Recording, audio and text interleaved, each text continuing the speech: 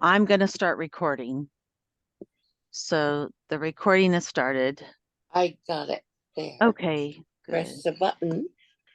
Okay. And we have 11 people on as participants. Yeah. I just signed in, Heidi, Mary Mayer. Yes. Hi. How are you today? Problems getting in. Oh dear, I'm sorry. No problem. I'm watching the participant list and admitting people as they come on. So yeah, yeah. I'm trying to count commissioners, see what's going on. Randy will not be here. Mark King will not be here. I guess Ruth is unable to attend today. So I don't know about anyone else. Well, we've got Mary. You, Mary, Paul, and George. And George. Yes. 4 out of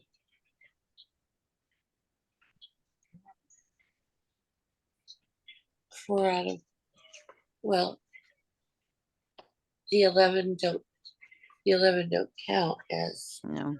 commissioners. So we'll have to do what we do.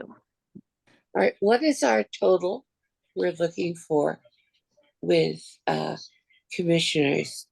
I think we said that we had to have at least 3 for a quorum. I believe that's it. So we're at 4, and that should be pretty good. Yeah. And yeah, we'll go ahead and get started. Marsha, I'm going to be your, I'm not going to kick you in the shins. I'll just gently prod you with words. That's okay. I don't feel it anyway.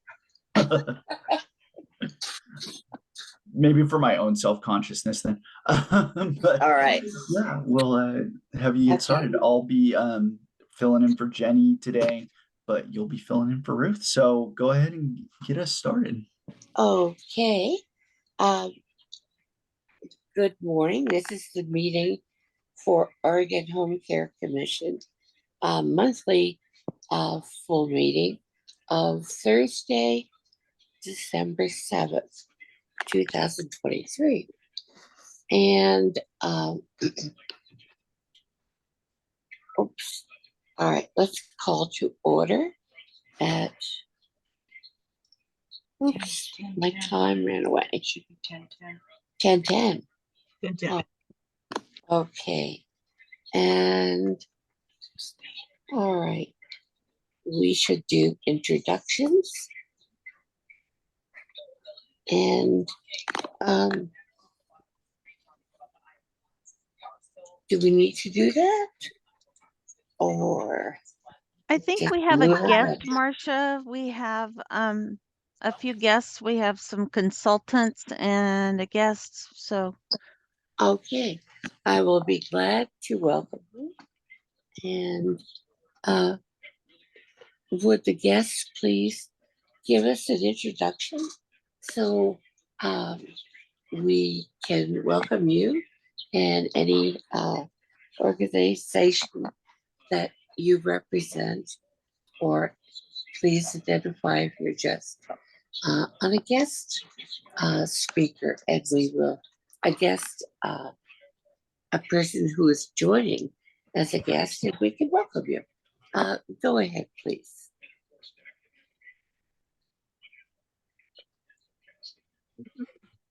Okay. This is Molly Malone with Carewell Training. All right, Molly. And I think you have joined us before. So welcome again. Thank you. Any others? My name is Jean Peters. I'm with I'm an ERC consultant here in Josephine, Jackson, and Curry counties. All right. Thank you, Jean. Good morning. This is Rebecca Hill with Creating Opportunities, the Regional Family Network for Marion, Polk, and Yamhill County. I am here today as the Employer Resource Connection Program Manager for our organization, and we'll share more about that later. Okay, thank you, Rebecca. Thank you for having me. Any further guests?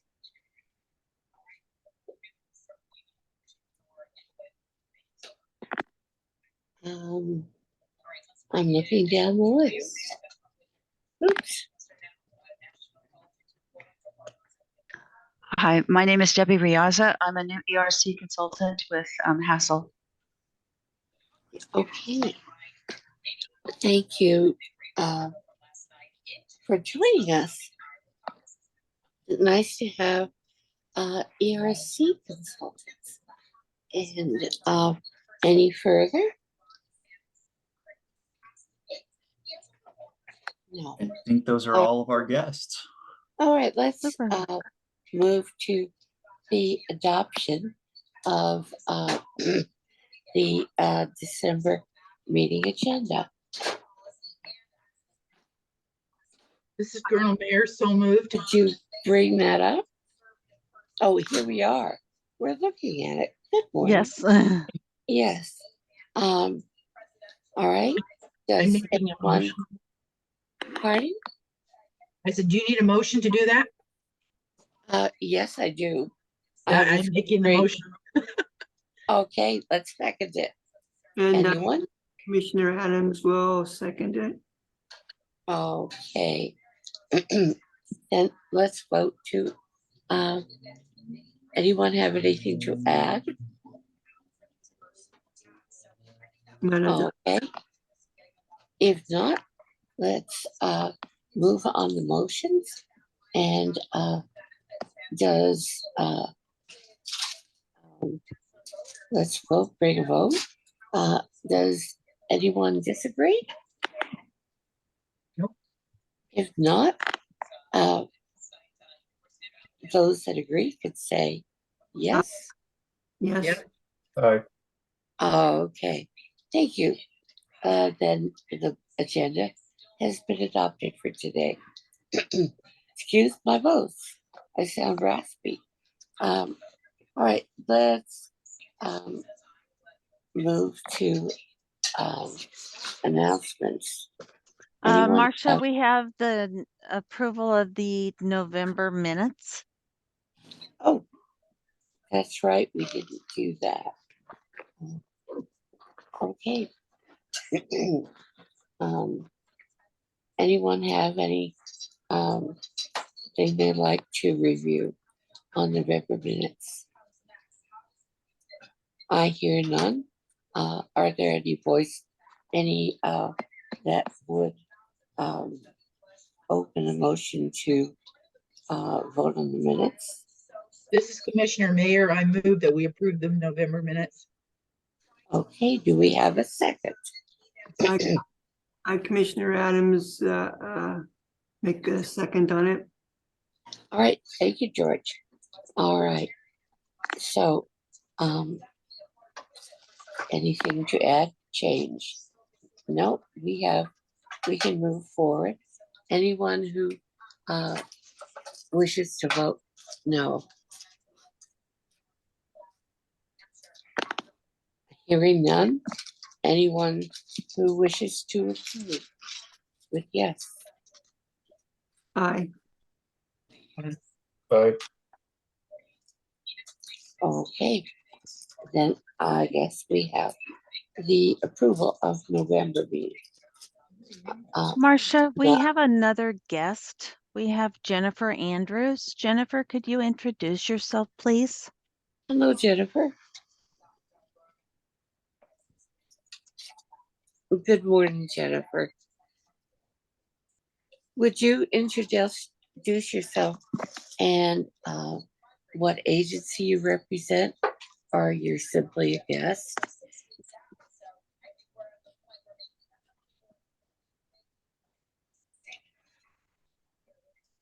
I guess Jennifer does not Jennifer, hear us. you're on mute.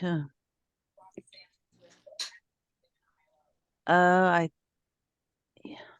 No, she's not on mute. We can't hear you though.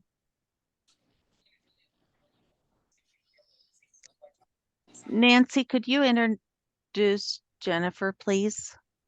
I don't think her mic is working.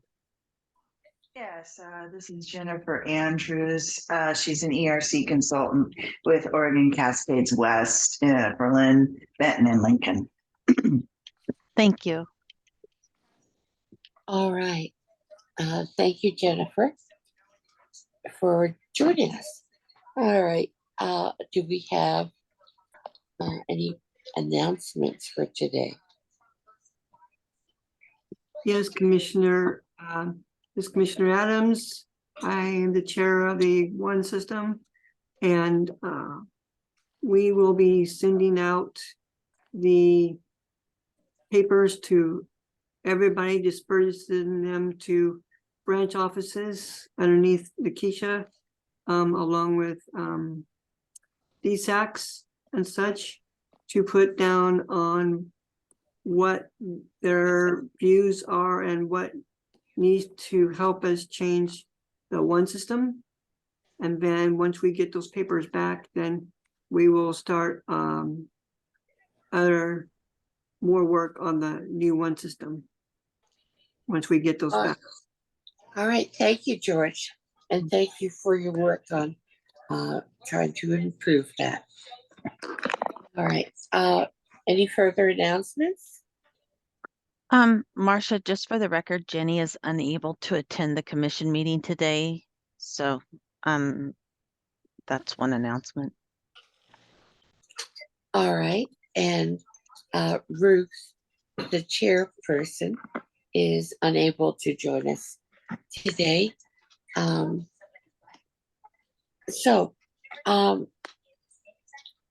Is there public testimony?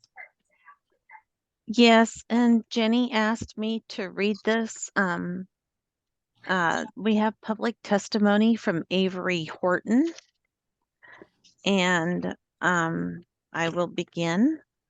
If I did not send this to the right people, you are directed to forward this email to the right people. You are directed to make sure my testimony is not redacted in any way, shape, or form and is included in entirety in the meeting minutes. Begin testimony. Public testimony for December 2023 OHCC meeting. Full disclosure, I am an SEIU Local 503 board member. I am not speaking for the union. Nearly 4 in 10 Americans can't cover a $400 expense, federal data shows from Fortune. I was unemployed for over 2 months while my consumer was in a nursing home. When I got out, I went back to work. My unemployment check stopped and I had to wait almost 4 weeks for my paycheck. And then my paycheck was short by 7 hours. That's $127.89 gross. Let's say it's just $100 after taxes and deductions. That $100 may be the difference between paying a bill on time versus paying late. Or it could be the difference between having enough gas to get to work versus putting food on the table. Care providers provide care for others. It seems as though we are not being cared for by DHS OHCC when it comes to getting us paid on time and accurately. However, people not caring is not what the actual problem is. The problem is incompetence and/or negligence on the part of DHS OHCC. Incompetence. Definition, inability to do something successfully or ineptitude. Negligence, failure to take proper care in doing something. Gross incompetence, this is behavior in the workplace that is not deliberate or willful, such as misconduct, but nevertheless that has had serious consequences. Dismissal is usually with notice. Gross negligence, this is a legal concept, which means serious carelessness. Never attribute malice, that which is adequately explained by stupidity. This may not sound nice, and to some it may sound rude. It might take some people hearing this, it might make some people hearing this feel a little defensive. However, based on the track record of the state, when it comes to paying care providers over the last 10 years, the shoe fits perfectly. So, which it is, incompetence, negligence, or both, the state can no longer take point to the computer system as the problem. Computers have been processing payrolls for decades. Someone is responsible for processing the payroll. Have they been held accountable? And what are the consequences for failing to pay care providers on time and accurately? For the record, have the people responsible for payroll received raises and promotions over the past 10 years? The Peter Principle is a concept in management developed by Lawrence J. Peter, which observes that people in a hierarchy tend to rise to a level of respective incompetence. Employees are promoted based on their success in previous jobs until they reach a level at which they are no longer competent, as skills in one job do not necessarily translate to another. The Dunning-Kruger effect is a cognitive bias in which people with limited competence in a particular domain overestimate their abilities. As instructed, I filled out and submitted the form on the OHCC website for late pay. There was no provision for attaching documents to show that I had properly entered my hours correctly and timely. One look at the documents would prove the cause of the short pay not being my fault. I sent an email with the proof attached to the 2 email addresses provided on the website. Now, to make matters worse, after contacting those email addresses, a reply was sent to me that stated, "After the form has been submitted, you should receive a response from OHCC within 48 hours confirming that your case has been received and is being investigated. OHCC has 30 days to resolve your pay issue. From time to time, it may take longer than that depending on the issue. Penalty fees will be determined once the late pay or underpayment has been resolved. It can take an additional 30 days for that to be issued, but again, it may take longer depending on the circumstances. Does anyone from DHS, OHCC, who is hearing or reading this think that having to wait up to 30 days or longer to get paid because of a mistake that is no fault of your own is okay? Where is the sense of urgency? Where is the compassion for the workers who are providing care? Unless there are consequences for poor performance, performance will not improve. This is not the first time this has been brought to the attention of DHS OHCC. Time is of the essence. Now that the OHCC and DHS has been made aware of their shortcomings and failures in a public meeting, they cannot take the position they did not know. Testimony respectfully submitted by Avery T. Horton Jr., home care worker, citizen, voter, taxpayer, state of Oregon, as always acting in individual capacity. End of testimony. And Jenny asked me to read that and let people know that she will respond to his individual situation. And does anyone else have public testimony?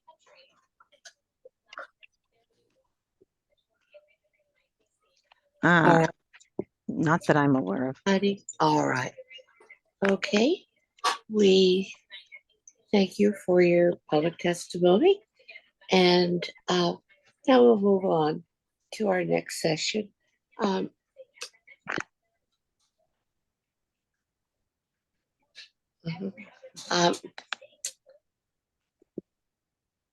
We have reports from,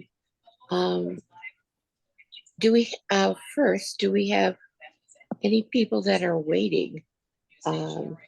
Guests that are going to give testimony, or should we go ahead with our series of reports from commissioners? Okay, then I guess we go to Governor's Commission. on senior services. Hey, Do this we is, have- yes, this is Commissioner Mayor. I normally go to those meetings, but I was unable to go to the last one, so I have no report this morning. All right, thank you. Oregon Disability Commission. Commissioner King is not with us today.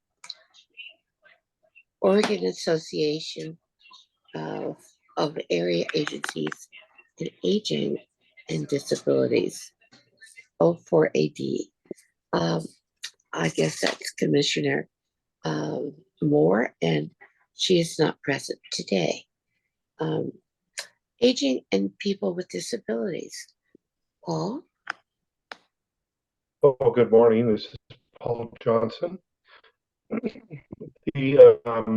did want to share one piece of information, and it has to do with the ongoing extension of the GrandPad project that we had this last year with in-home consumers receiving a GrandPad tablet and GrandPad services. There were 375 in-home consumers over the last year who have been able to receive and use a GrandPad tablet and services. The project was a pilot project, and it was intended to use the GrandPad to address predominantly to address the loneliness and social isolation concerns that we had with. I think Commissioner Johnson had a bad internet connection. He's dropped off the call. This Oh, is he's back in now. I okay. think. Yeah, Paul, are you there? You're on mute.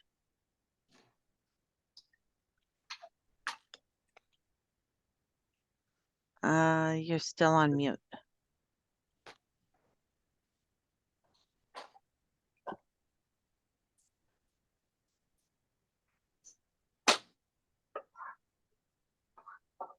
He dropped off again. I think he. Okay, I'm Oh, back. It looks oh, like there you I'm are. self-muted there. My microphone's on. Can you hear me? Yes. Can you hear me? Yes. Hello?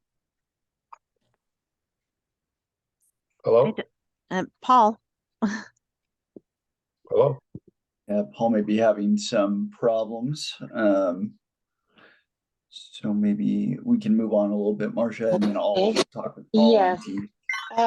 I just wanted to add a comment of something I read in my news feed. Okay. Hey, That- hello? Oh, hi. Hello? Go ahead, Paul. Paul, Okay, I'm not sure what happened there. Yes. you were glitched. So can you continue? Hello? Can you hear me? Yes, we can hear you, Paul. Okay. So let me try to be brief. Because the GrandPad pilot was so successful, it has now been extended for the next 2 years. GrandPads will be available to in-home consumers who meet certain criteria. And the criteria are not real stringent. They have to do with a person who, first of all, receives in-home services and has the ability to use the GrandPad. And a transmittal will come out soon describing those things. And the GrandPad is free of charge to those individuals who would like to have this GrandPad service in their home, so they can have access to Zoom calls.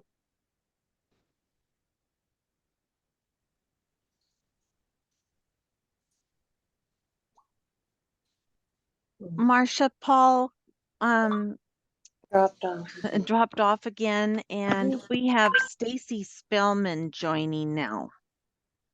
All To right. discuss the in-home assessment criteria. Hi, Stacy. Sure. Good morning, Stacy. Sorry, I was late. It was not cooperating with me. Go figure. Ugh.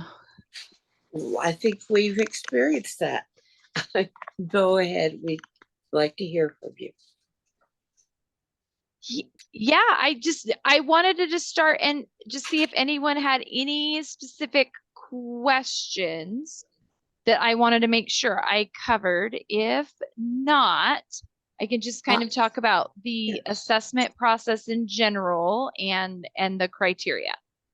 All right, Commissioner Wansel, I would like to hear some specifics on the, I just lost the word.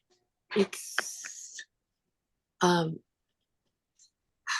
when you receive more than 16 hours of service. What are the criteria? Okay, If yeah, that could be included, thank you.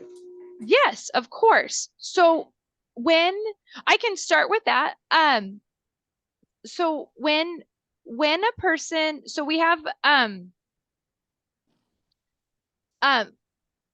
when it's exactly 16 hours a day, we call that shift services. So 16 hours of care a day is what we refer to as shift services. And then if it's anything more than shifts or 16 hours a day, it's considered in it just in an hourly plan again. So with that, it is what we consider an exception. So that means that it has to be approved by central office staff. So there are some folks in Paul's and my unit on the Medicaid Services and Supports team that have to approve those. So the local office cannot approve those. So those have to come to us. And anything that is 16 hours a day or more requires the consumer to, or someone helping them, to provide us with a 3-day consecutive log, a care log. So showing us what care needs are occurring for those 3 days. And if the caregiver or if the consumer is new and without a caregiver, documenting what care needs they are not receiving because they don't have that caregiver. So what is not being provided for them because they don't have that care for those 3 days. Anything above the shift services, so the 224 hours of pay period, that has to be approved with our supervisor's approval. So we as a reviewer, if we're going to approve those, we have to look at it and say, yes, we think it needs above 2 shift services, 16 hours a day, above 224. And then we have to take it to our supervisor and say, this is how many we would like to approve. And then he has to approve that as well. And so that's all part of an exceptions process. And exceptions, whether it's just a few extra hours on up to as many hours, technically the consumer can request as many hours as they want. That is a consumer driven process. So they can say, I need additional hours. So I just want to make sure you guys know that it is a consumer driven process. They can request those hours, but also the case manager can say, hey, as you're talking about your needs, I really feel like you need some additional hours. And so talk about that and work with them to help them get those additional needs and submit that request. The local office does have the ability to submit for additional hours that can be approved locally, but only up to a certain amount. And then it's 108 total basically. And then above 108, they have to ask for central office approval. But Mhm. yeah, go ahead, George, if you have a question. I was totally confused Yeah, with this. We're talking about the in-home assessment criteria, right? well, so that question was specifically about hours above 16 hours a day. So that's after the assessment process. I can go back and talk about the assessment process. I was just starting with that question that that they had about shift services in those hours. So Mhm. I can Yeah. go back to the assessment. So I have one more question Uh-huh. regarding the shift service. uh-huh, of course. I was told I couldn't be eligible because I couldn't document my need. Like it wasn't occurring. I felt like I was put in gridlock. If I could only document fewer than 16 hours because I was only authorized for less than that amount, how would I get over the hurdle of documenting 3 days that I feel like I'm stuck? I can't So- ever. Right. So Yeah. that's that piece of documenting what care someone is going without. So if someone is without a provider for 16 hours a day or longer, being able to document what care someone is not receiving for that time. And being able to document that and then it is not just the consumer that can do that, but anyone that's helping them, friends, family, caregivers, anyone can help document on that log that's being done or what's being missed. But anything 16 hours and above per rule does have to have that documentation of care. So it is a requirement per rule for that. So it does, I know it feels like a barrier, but it is a requirement per rule for those hours and above. It is a requirement per rule that we have that log, that verification of the care needs. Stacy, that was very helpful. Good. Thank you. Okay. Yeah, go George, ahead. George, and your question and the assessment process. So I can talk about that now if you would like. Yes. Do you want me to start at the very beginning of the assessment process and how it starts? Yes. So then I'm not so confused. Yes, of course. Okay. So when a consumer wants to request services, I think it's important in case you don't know. And if I'm giving you too much information, let me know. If I'm giving you not enough, I can always give you more. I can talk about this stuff for hours. It's a passion of mine. So a consumer to be eligible for long-term care services has to be both financially eligible and service eligible. So the service eligibility piece, that's the assessment process. The financial eligibility piece, that happens in the one system with an eligibility worker. So the assessment process happens with a services case manager. Our rules say that an assessment has to be done in person, and it must be done face to face. And as much as possible, except in very rare circumstances, we want that assessment per rule. It must be done in the consumer's care setting.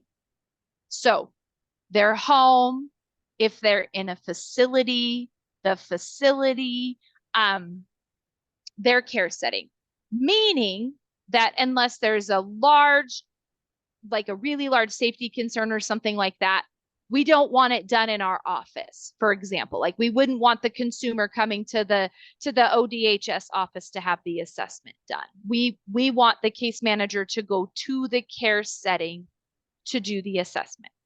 So that's the first piece. Must be done face to face, must be done in their care setting. When the case manager is assessing the consumer's needs, we are looking at what is happening right now And then we are asking, do we expect those needs to continue for the next 30 days and beyond? Okay, so I have a question. When you Mhm. say facility, what type of facility? So like a nursing facility, our rules require, per federal guidelines, our rules require that in order to be eligible for services, that a consumer needs a nursing facility level of care. And then we ask, as a state, we ask for a waiver that says, yeah, but not everyone, some people do, but not everyone wants to live in a nursing facility. So can we provide care other places? So a nursing facility is one of those. There's also adult foster homes, assisted living facilities, and residential care facilities. So those are the other types of facilities. And I'm going to take a drink of water. So when the word facility comes up, I think it should be put, in my opinion, be put in parentheses and then put after what the facility is, because that confuses a lot of people. Facility could be any type of facility. So does Right. facility refer to a nursing home? Does it raise, to an assisted living? So I think that I've heard some people that's confused about when the facility word comes up and what pertains, what is a facility? Okay. So I think for today, I'll try and clarify where I can. If I say facility, I typically mean all types: nursing facility or or adult foster home, residential care, or assisted living. In other places, we will specifically call it out. So if there are rule sets for specific to nursing facilities or for adult foster homes, then we'll call those out, or we'll talk about the specific types. But I do agree with what you're saying and how that can create confusion. So when we do an assessment, though, we will go to the consumer wherever their care setting is that they are living. The one exception to that is a consumer that is houseless. So if they are in a tent or like living on the street, a case manager would not go there to do an assessment. Like they have to have some sort of dwelling for the case manager to do an assessment. So the case manager goes to the consumer's home and they do that assessment, and they're looking at that. What are the care needs right now? And do we expect those care needs to last for the next 30 days and beyond? We do not look historically, meaning we don't look backwards at what has been happening. We look forward. The one exception to looking backwards is in the area of cognition, specifically those consumers that might have Alzheimer's or dementia. And so we can look back at what happened with those consumers that might be experiencing that. We can look at some of those historical things for them. So we're saying what's going on, what will happen. And then the case manager's looking at multiple areas. We call them the activities of daily living, the ADLs, and then the instrumental activities of daily living, the IADLs. I'll put a thing in chat for you so you've got a list of all of them. The ADLs and the IADLs, and they're looking at each individual component and determining what the consumer's need is in those areas. Okay, I know pretty much what those are, so. Okay, good. So the best assessments, we tell case managers, the best assessments are conversations. They're not interrogations. So it's not saying, well, can you walk? How does this go? Right? Like what we encourage case managers to do is have a conversation. So George, if I'm doing an assessment with you, the best conversations are, George, tell me about your day. What time do you get up in the morning? What do you have for breakfast? And we talk about your day and how that goes. And then as we go through that process, then I'm asking some clarifying questions, and through that, then finding out what you need help with, what you're able to do for yourself, what you might need assistance with, what that looks like, what your preferences are, because we want to honor those preferences. So they ask those questions, they take the information, but really the assessment is super important when they do the assessment, but a lot of the work on the actual assessment and writing the assessment happens when the case manager comes back to the office. So they come back to the office, they finish writing the assessment, they complete the assessment, and based on what the consumer or what the case manager determines each of those need levels in those ADLs and IADLs to be, the system comes back with what we call a service priority level or an SPL. And that determines whether they are eligible for services or not. The system can, our SPL options are 1 to 18, and then randomly it goes to 99. There's nothing between 18 to 99. We have 1 to 18, and then we jump straight to 99. 99 means they need no help at all. 1 to 18 means they need some help. Our program for long-term care services, our APD folks, we serve 1 to 13. So those are the folks that are eligible for services. Okay. Based on their needs in each of those individual components for our in-home folks, that's what helps also determine their hours. Okay. So, for example, someone who is, I'm trying to think, for example, someone who is full assist in an area of like bathing, full assist in the area of bathing and personal hygiene, they get 9 hours. So they would get 9 hours of pay period for bathing and personal hygiene if they're full assist. If they were considered substantial assist, they would get less hours. And if they were independent, they would get no hours. So based on how the case manager made those determinations, that would determine the maximum amount of hours that the consumer could get. And then the hope is that we're working with the consumer and their individual scenario and being very person-centered. So what natural supports does that consumer have that maybe someone is already helping them do something, so they don't need as many hours in one area that we could look at reducing? Or maybe they don't have any supports at all and they need all of those hours. Or maybe, like I said, maybe they're eligible for 9 hours in bathing, but they only choose to bathe twice a week. So they don't need 9 hours in bathing because they only bathe twice a week. So looking at making adjustments to those hours where we can. And then to Marsha's question, maybe something takes that individual much longer or happens more often, so they need way more hours than the system allows. So giving them exceptional hours to meet those needs. So giving that consumer additional hours to meet the needs that they have. Okay.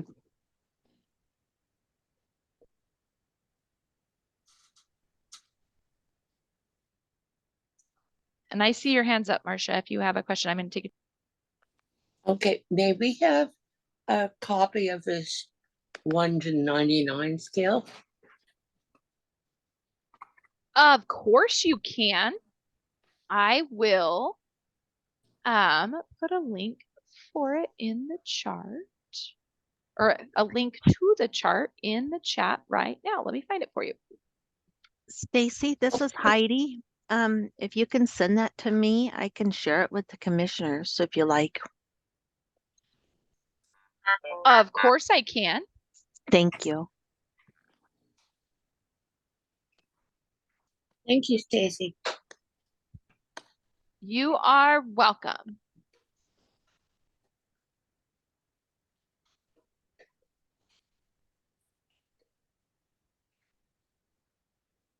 Other Yeah. questions? Did that help? Is that kind of answering what you were wanting, like that process? So then what happens is at minimum, we assess a consumer once a year. So in most cases, if we do an assessment like of December of 2023, then in most cases, we'll reassess them again in December of 2024. That's what we say federally. We assure them that we'll do it once a year. There are consumers, though, that we do what's called a short certification. So let's say that we're doing an assessment this month for me because I just came home from the hospital after surgery or after a major medical event. So my needs right now, my medical needs are much greater than they normally are. So the doctor says, hey, right now Stacy's needs are a lot higher. We expect it to last about 4 months. So what we might do, what we should do, honestly, for me, is a short certification where we'll do a CAPS, which is what we call our assessment of CAPS. We'll do an assessment for me now, and then we'll do one again in 4 months. And then the hope is, which is what we hope, right? That my needs are less, that I'm recovering, that I'm doing better. And then in 4 months, I'll need less help. So we'll do a new assessment. So we do them at least annually, but depending on the scenario, may do them more often. The same as you might do one for me now in December and not expect to do one for me in for a year. And then something may happen where my needs change and they have increased and you need to do one sooner. And that happens too. So I may need a new assessment before the year is up, and that's fine too. And that happens, and consumers can request that. It's called the change of condition. Yeah, Marcia. I think you just helped answer part of my question. Oh, good. Okay. And asking, for instance, at first you said the case manager would schedule maybe an assessment every 4 months or so. And I was wondering if that was totally set, or you could, for instance, after a hospitalization where your needs change and it's not on the 4 months. I guess you just answered part of it. You called it a care what? A change of condition. Change? So it can a change of condition. So a consumer can call their case manager and say, I've had a change of condition, and they can request a new assessment. Yep, absolutely. And a case manager can do an assessment sooner if they've noticed a change of condition as well, but they have to give a consumer notice. So if let's say that the case manager is noticing that maybe the consumer's needs are getting better, that when they first did the assessment, the consumer wasn't able to walk without someone providing hands-on assistance. And now it's been 6 months and the consumer's now walking without that hands-on assistance. The case manager can do a new assessment, but they have to provide the consumer what's called the Buckley notice. So they have to send them notice that says, we're going to do a new assessment. They have to give them notice. They can't just show up and do that. They have to give notification. But typically, most consumers are on the 1 year cycle. Like we see them once a year. We do that assessment once a year. Great. I think my feeling is it would be helpful to have these different levels, different things that provoke an assessment in the consumer handbook. I don't believe it says anything about a change in care or there's only scant details about shift services. I think the consumer would benefit from knowing the full range of possibilities and not like I did not know that I had some magical powers to start having my care needs reviewed out of the 1 year cycle. and I've been at this for a long time. I'm also a commissioner, and this was news to me. So I would like to see what I've gained today available to more people who are commissioners, not commissioners, pardon me, consumer employers, because I feel they may be in the dark like I was for many things until you landed.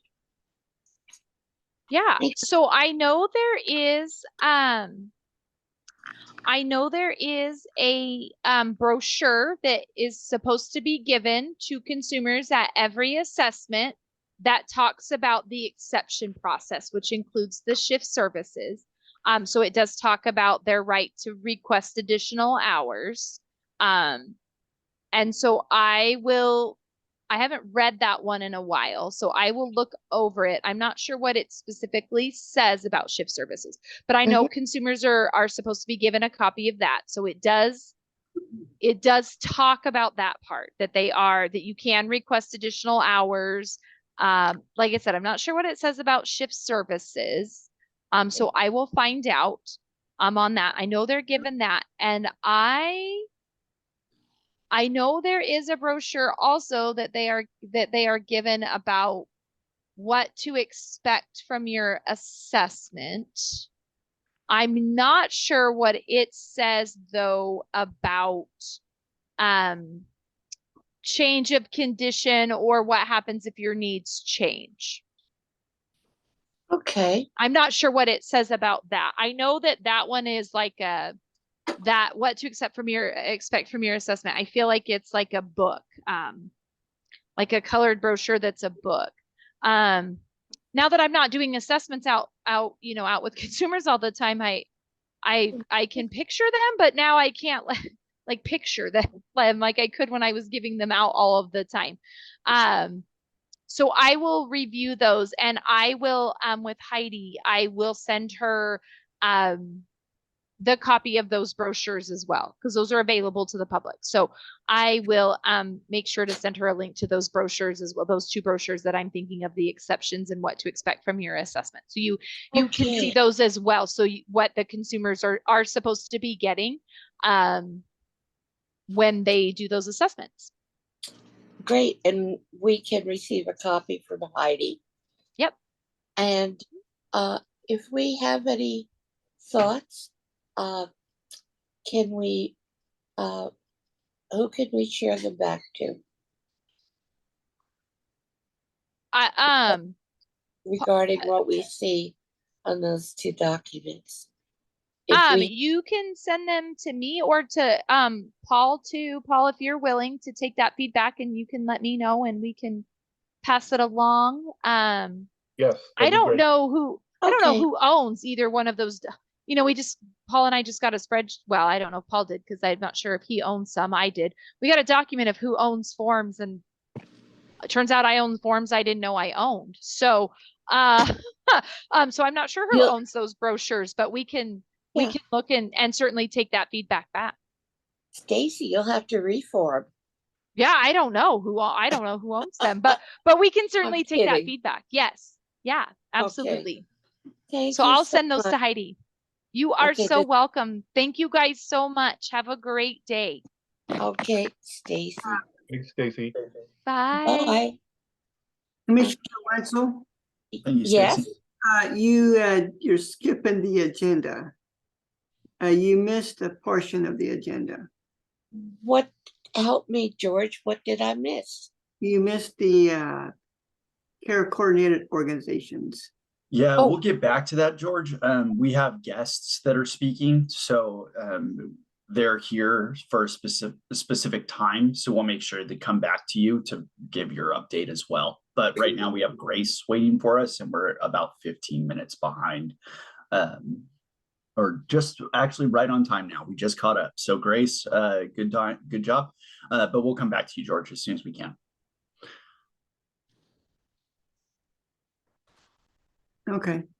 Okay. So now we're moving to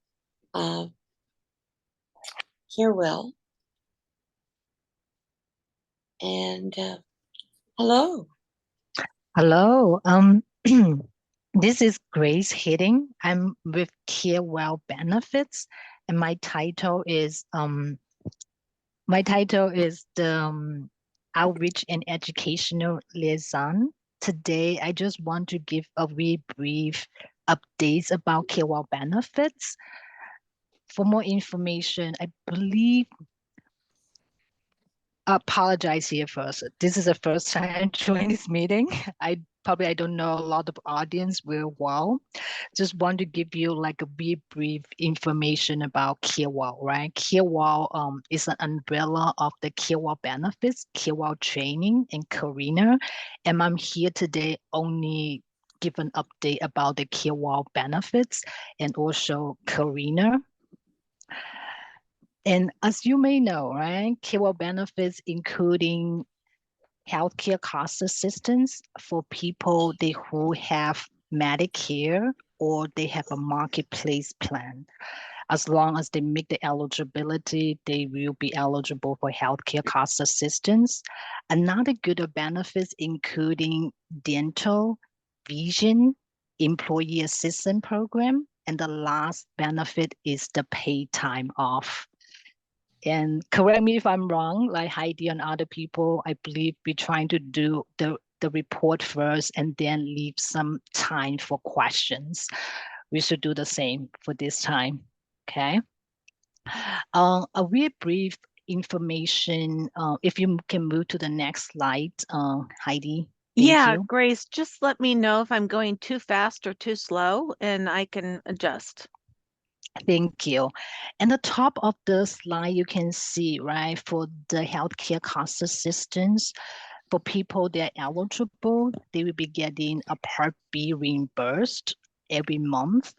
The rate will be reimbursed for next year is going up to 170.70. But for the addition one for Medicare Part D supplemental or advantage, the rate will be the same for next year. And the middle part, you can see, right, that is the number count for people who are enrolled into the different good benefits. Slide down a little bit. Thank you. All right, so this is about the new PTO. As you guys may heard about that, right? The new eligibility criteria starting as of January 2023. Just 20 hours a month, you can get 1 hour of the PTO, and the maximum you can get a month is 4 hours.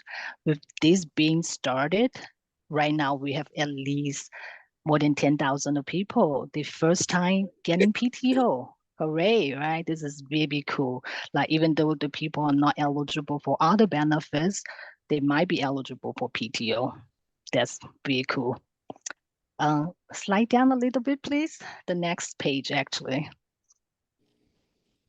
All right, so this is Carina. I believe probably you guys know Carina more than me. Carina is a matching tool allowing consumer client to go there to post if you need to find a care provider. Also at the same time, the care provider can go there to post their resume to look for consumer like you.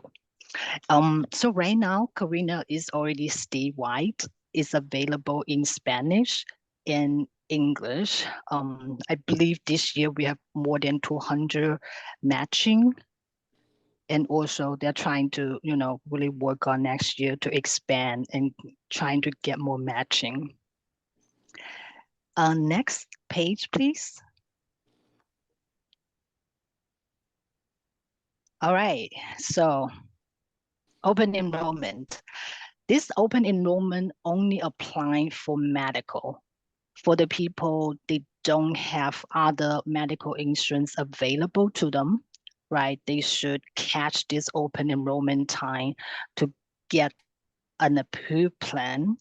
And also if their hours made ineligible, we provide the healthcare cost assistance on top of that.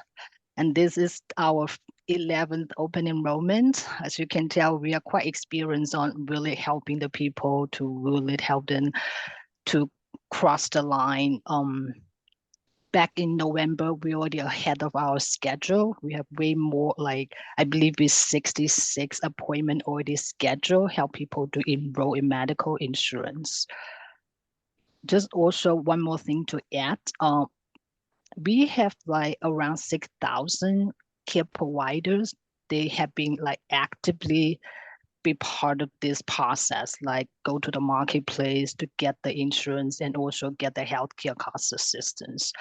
Open enrollment, we also will help them to do the same thing, you know, to update their insurance and keep the healthcare cost assistance on top of that. Next slide, please.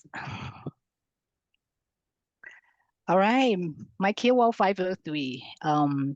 This is an online tool, make it be easy for care provider to go there, you know, as long as they register their own account, they will be able to see a lot of great information such as, you know, like what is their pay time off balance started from January 2023, right? And also they will be able to see like their registration status with the benefit like dental, vision, employee assistance program, just very convenient for people to manage their benefits. And we definitely seen an increased registration amount started from the time we launched back in, I believe it's it's July 2023.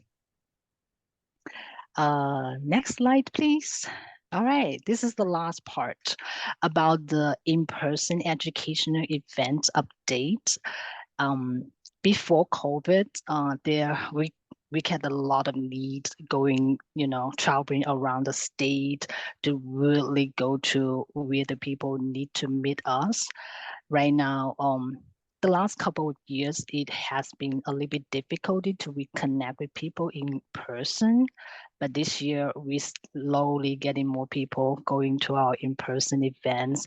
We're trying to do everything there, you know. We're trying to educate people about all their benefits and also trying to connect them with benefits. For example, actively help them to fill out different paperwork to can be enrolled with PTO or maybe healthcare cost assistance. Pretty much that's it. Heidi, thank you so much. This is the update right now. I believe it's time for questions.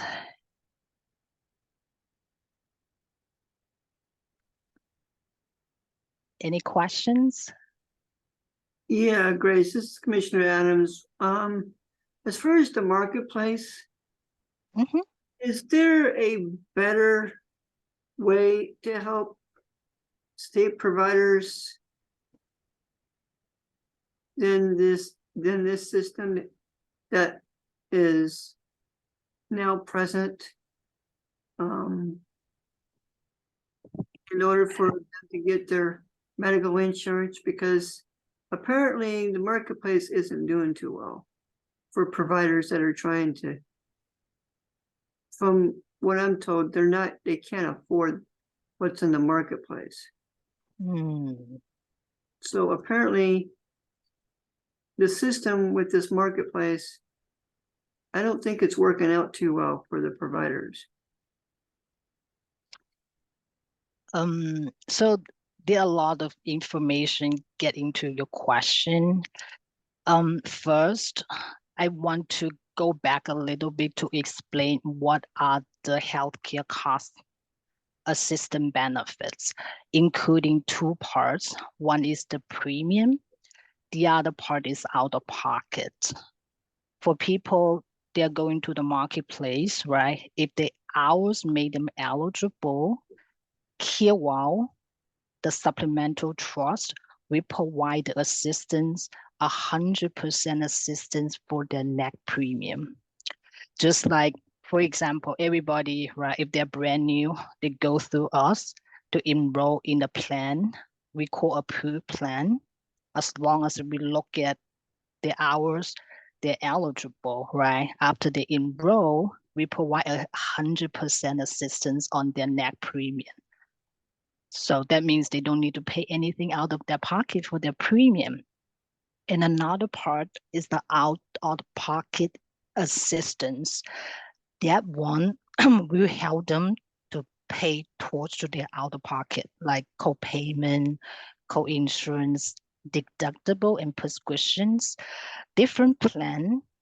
The out-of-pocket maximum is different. My understanding is for next year, like for Regions is one of our approved plan, right? I believe the out-of-pocket maximum is up to 9,000, and our out-of-pocket assistance amount is 6,900. So that means, for example, if George, you're enrolled into that plan, you will be going to the doctor very often, right? You probably use up all of the out-of-pocket assistance amount from the trust. The maximum you will pay out of your pocket towards to the plan maximum is 9,000 deducted by 6,900. That is around 2,100. Once you meet the plan's maximum, the plan will help you to pay 100%, right? So I don't know if I really answer your question, but I just really want to tell you the benefits are pretty good right now. But the system is complicated. If you are a care provider, even maybe if you are brand new, you went to different system, you get your license, you get this and that. If you do not communicate with us from the beginning, right? You can lose in the process. It could be ended up you go to the marketplace on your own, but somehow we cannot really, work with marketplace. We can only work around the marketplace, right? Because marketplace, they don't know who we are. They don't know who you are. They're just trying to really help everything, but it can cause confusion for care provider. So I will say the best way for care provider, if you ever communicate with anyone, right, you can refer them to the CareWell website. If they do want to talk to anybody over the phone, we have a phone number, the top of the website, or they can also we also have like the monthly Zoom meeting to educate people about how do the different eligibility and benefit work, especially people at the very beginning. I think it's just good for them to get the best information. I don't know, did I really answer your question, George? Or maybe you can explain a little bit more if I haven't yet answered your question. Yeah, you have. As a commissioner, I'm just kind of concerned that maybe it's not explained enough to the state providers. Because, on the Home Care Commission, I'd like to see our numbers go up as far as employee, as far as the number of care providers on the Home Care Commission here. So, and I'm sure the other commissioners would agree with me on this, on bringing our numbers up on the number of providers. So I'm kind of wondering if it's can be explained better to the state providers on what they're getting into when it comes to what's all covered, like dental, medical. Okay. Yeah, I would definitely write this suggestion down. How Don't to they, this explain is better. Roberta. Okay. Don't they sign on to the website and see all the options visually? And that helps them as they enroll in the different benefits. We do have this piece of information. Yes, we do have that. Yeah, they have different ways of receiving the information, George. And then when they go through orientation, when they're new, they receive the all providers receive the information on the benefits. And the website always has the updated information on the benefits. They can sign in Mhm. 24/7 and see all the different options. And I know they have open enrollment at different times of the year. And then they have the customer service line that they can call and get specific questions, or the email hotline, the email line open. So Mhm. they should be covered with enough for those who want it. I mean, a lot of them have their own insurance already, but Right. They don't need yeah. to go to the marketplace if that's the case. Yeah. Mhm. So, okay, so with that being said, can CareWell cover their co-pays too if they can't pay it? Um, we are falling back to the eligibility criteria. If they are having a Medicare plan, right? Also they're eligible for this benefit. We have the 6,900 to help them to pay Medicare related plan out of pocket. So as long they still have the fund left for that, yes. And another group of people for the marketplace plan is the same. For example, that person enroll in the approved plan, maybe Kaiser, right? Kaiser plan, and they already do everything is good. Hours met the qualification. We have the $6,900, right? They can use to pay. If they have anything more than 6,900, will be on their own out of pocket. Mhm. Okay, so there's always someone at the other end of the phone number where they're not having to leave a message and not getting a response back, right? I believe we are really trying so hard, to helping people on the phone as much as we can. Yeah, right now it's way better than a couple years ago, be honestly with you. Okay, But because I'd like to see our numbers go up. yes, I believe we're really trying to stick to 24 hours, and I believe we have been meeting that goal, getting back to people. Another way, some good people, they might prefer email. Email also is a good way to communicate with us. They go to the CareWell website, the bottom, they can find the CareWell benefits email there. Okay. Thank you for your questions. But George, if you do find out there's like additional way that CareWell should really help, to narrow the gap for care provider to connect with their benefit, please let us know. We always wanted to know what's the best way, to really help people to connect with their benefits. Okay. Other people as well, if you guys have any great suggestions, please let us know. Masha, did you raise your hand?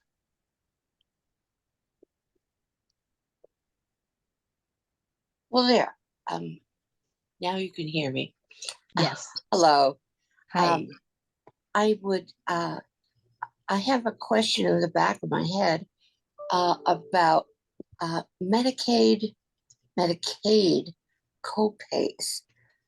Is it true that a person receiving Medicaid should not be charged a copay in Oregon? Are you saying OHP, Medicaid? Yes.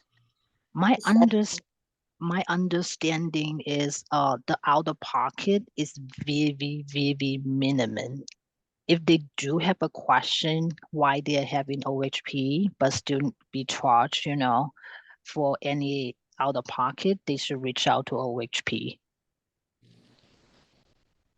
Okay. Is that to OHP? Right. Okay. Oregon. That's the Oregon Medicaid. So then they shouldn't, like when they're standing at the checkout desk in their doctor's office, if they're being charged a copay for out of pocket, should they enter it in Carewell benefits first or call OHP? Thank you for your question, Marsha.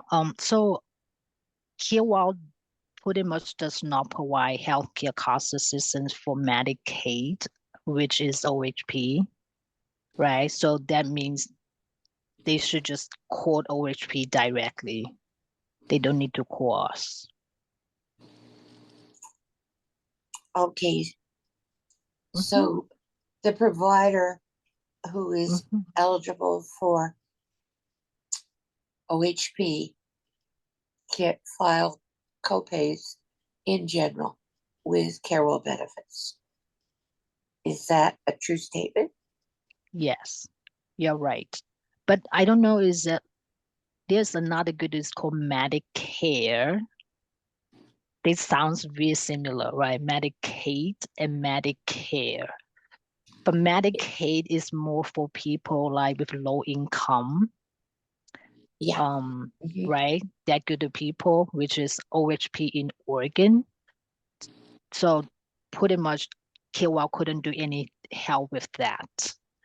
But Medicare is more for people like they're above 65 years old, or maybe they have any like disability.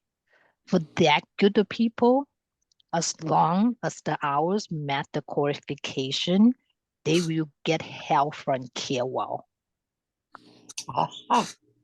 Thank you. Yeah, Because I totally. have Yeah. caregivers who are above 65. That might be Thank you. Medicare. All right. Thanks for your help. Yeah, anytime. Do we have more questions?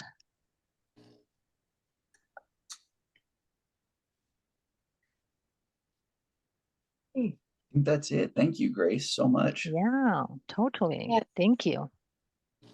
Thank you. Have a great rest of the day. It was good seeing you again. Yeah. Totally. Yeah.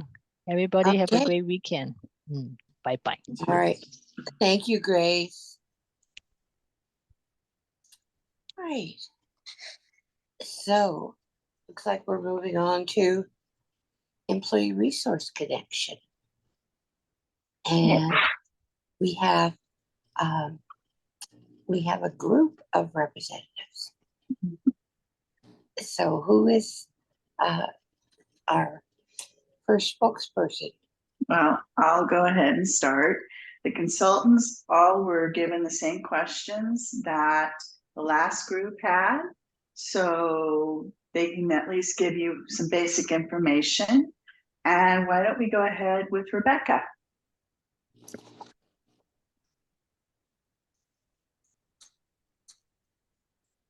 Good morning. It's still morning. Rebecca with Creating Opportunities. I'm the program manager here for the Employer Resource Connection program.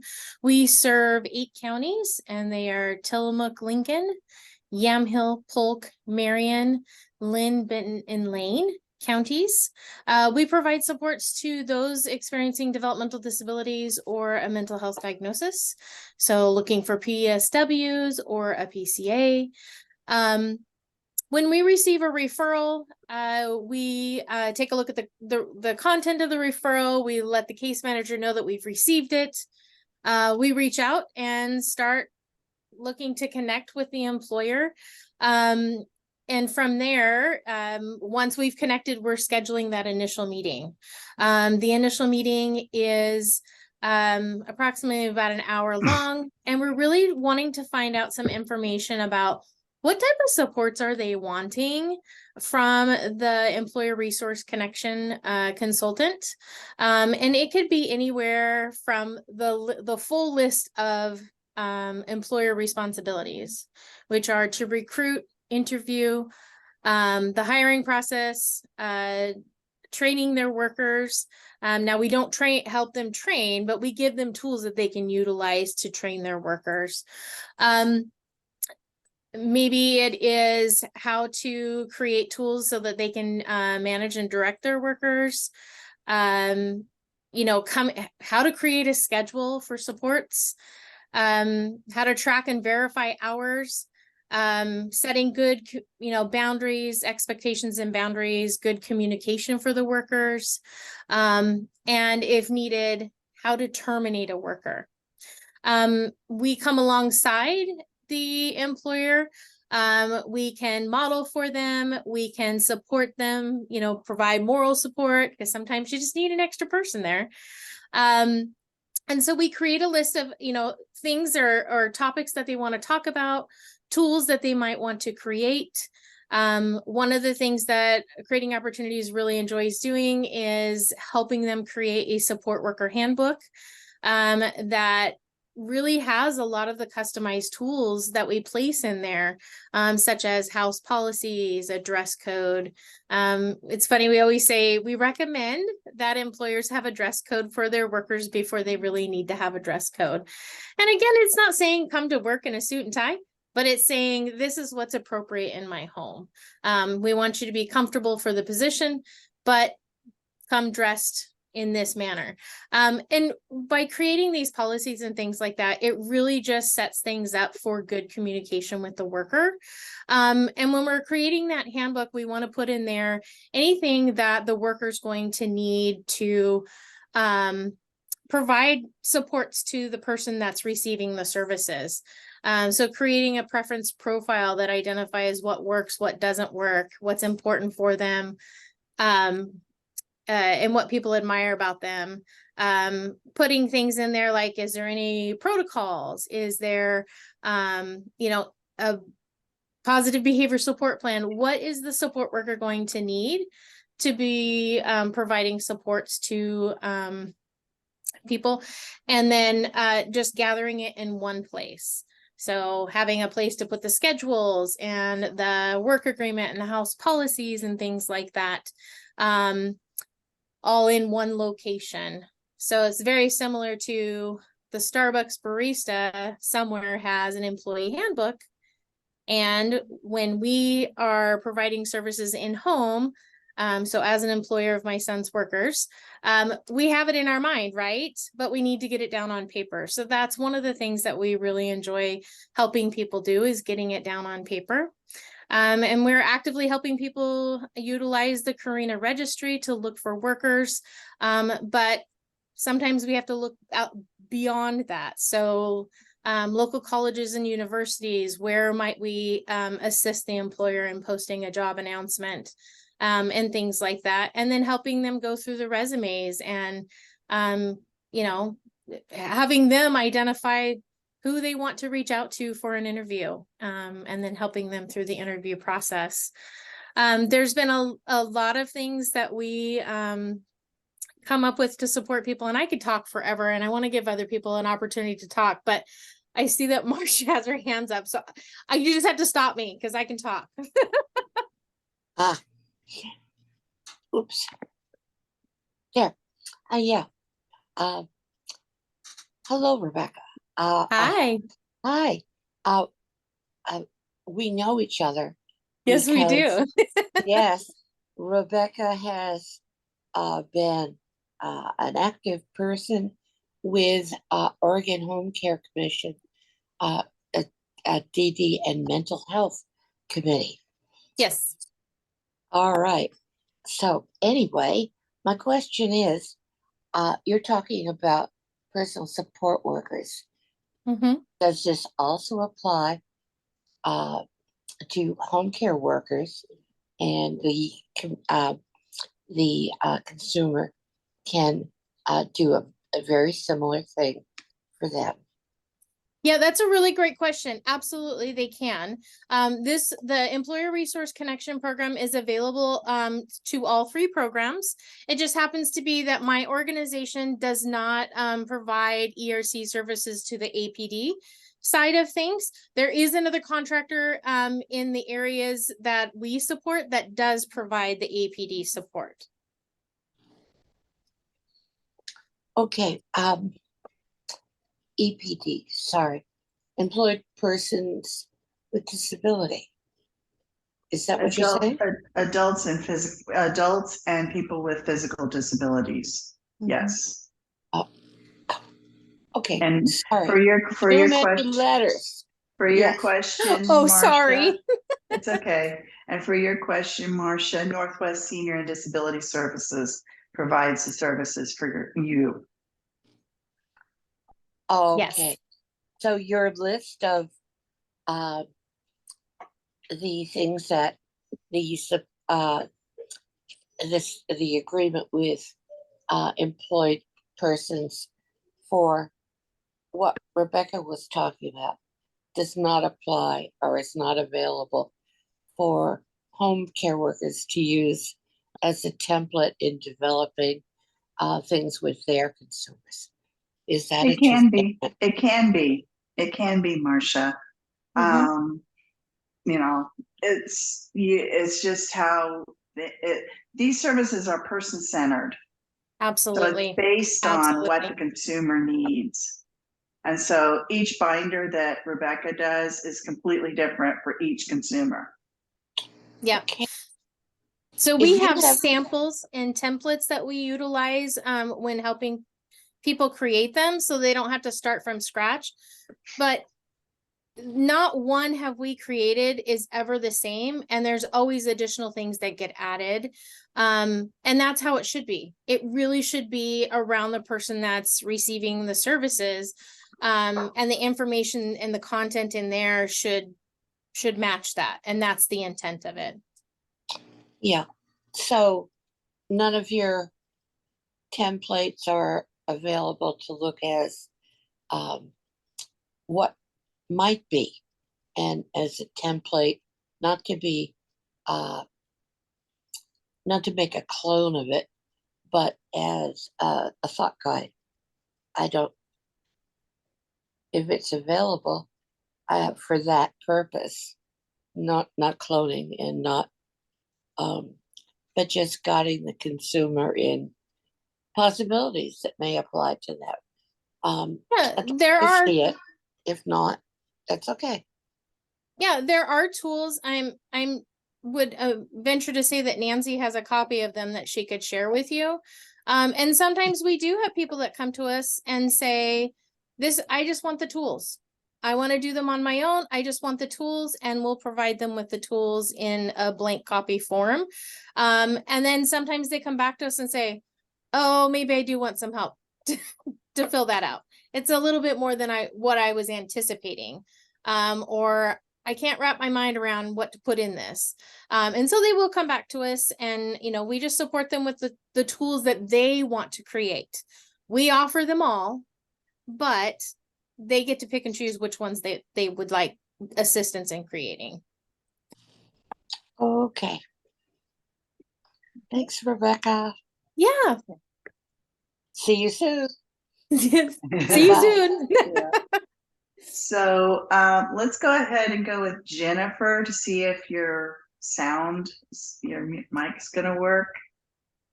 Can you hear me? Yes. Perfect. Thank you. I apologize for earlier.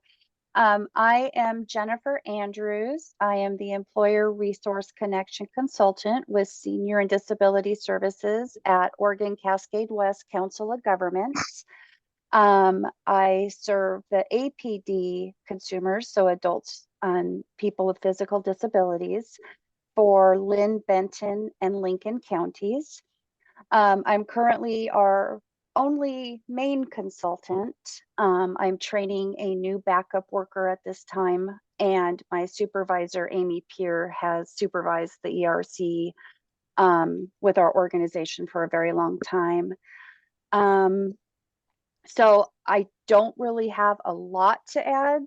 Rebecca is always a fantastic spokesperson for us. And so she did a magnificent job of explaining what we do. The only thing I can think of that maybe APD does that maybe DD doesn't is that we contact newly eligible consumers. I'm not sure if Rebecca's side does that, but we twice a month get a list of consumers who are newly eligible for services. And so we get to reach out to them, let them know what our program is and how we can assist them. And I always find that's the best time to help people is right at the beginning of services. So they're aware of their employer role and responsibilities. But yeah, I think that about covered it. Yeah, and just to add with what Jennifer was saying is we don't get a newly eligible list on the DD side or with the mental health side of things. And therein lies some concerns because it is definitely harder to reach out to people experiencing developmental disabilities. We do a lot of outreach, but we rely heavily on self-referrals or the case management entities to send referrals. And there's definitely a hiccup with that because we don't get the referrals. And it's not for lack of trying. Nancy can attest to that. We do a lot of outreach to communities as well as the case management entities. But I believe David will be talking about that a little bit more later, so I'll just leave it there. Okay. Yes, George. Jennifer, this is Commissioner Adams. With me being the chair of the One System, are you and Rebecca and Jean connected or would like to be connected in such a way with the One System when we are done with the stuff? Because we're working on where you can be able to apply medical, food stamps, and state services. In what way would you like to be connected on the state service side?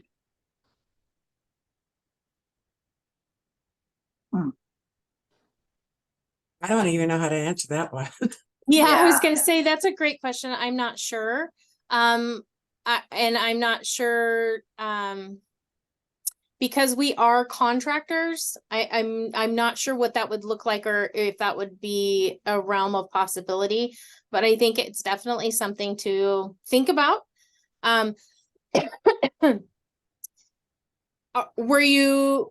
So my question was, were you thinking that that might help us engage or get connected with people that are receiving services? I would think so, because what we're doing is we're doing changes within the system of the One System. Mm-hmm.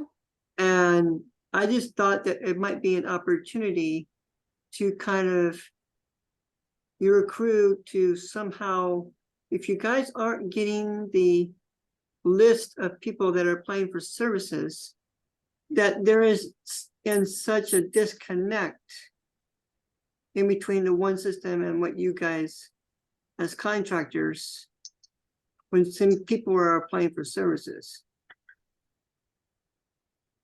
There may be the problem because on the DD side, they may be made eligible for food stamps and things like that, but it isn't express that they get their eligibility and services for in-home services. So there is a disconnect there.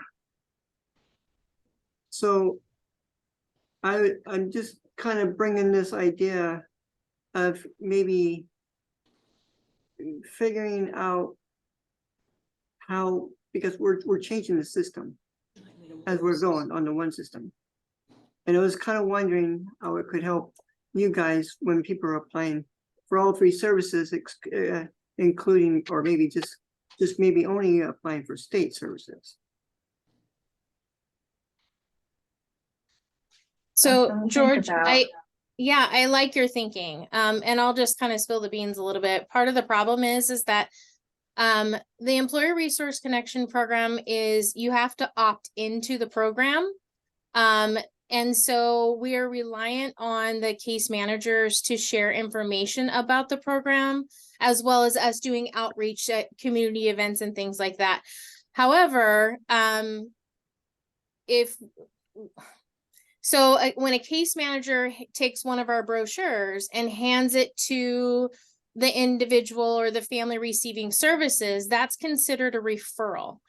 Well, as a parent who's gone through this, one of the things that I recognize is that when I'm handed those brochures, I'm not always have the emotional capacity or plain time capacity to actually engage in those services. Because when my family filled out to receive services, we were in crisis. And there were things that I know my case manager told me about at the time, but I don't remember any of it. So what's happening is they hand the brochure and then that's it. So the referral has officially been done. One of the things that I think would be helpful to change is that dynamic. Now, maybe it is that there's an actual referral that's automatically sent to us when somebody becomes eligible to receive attendant care services.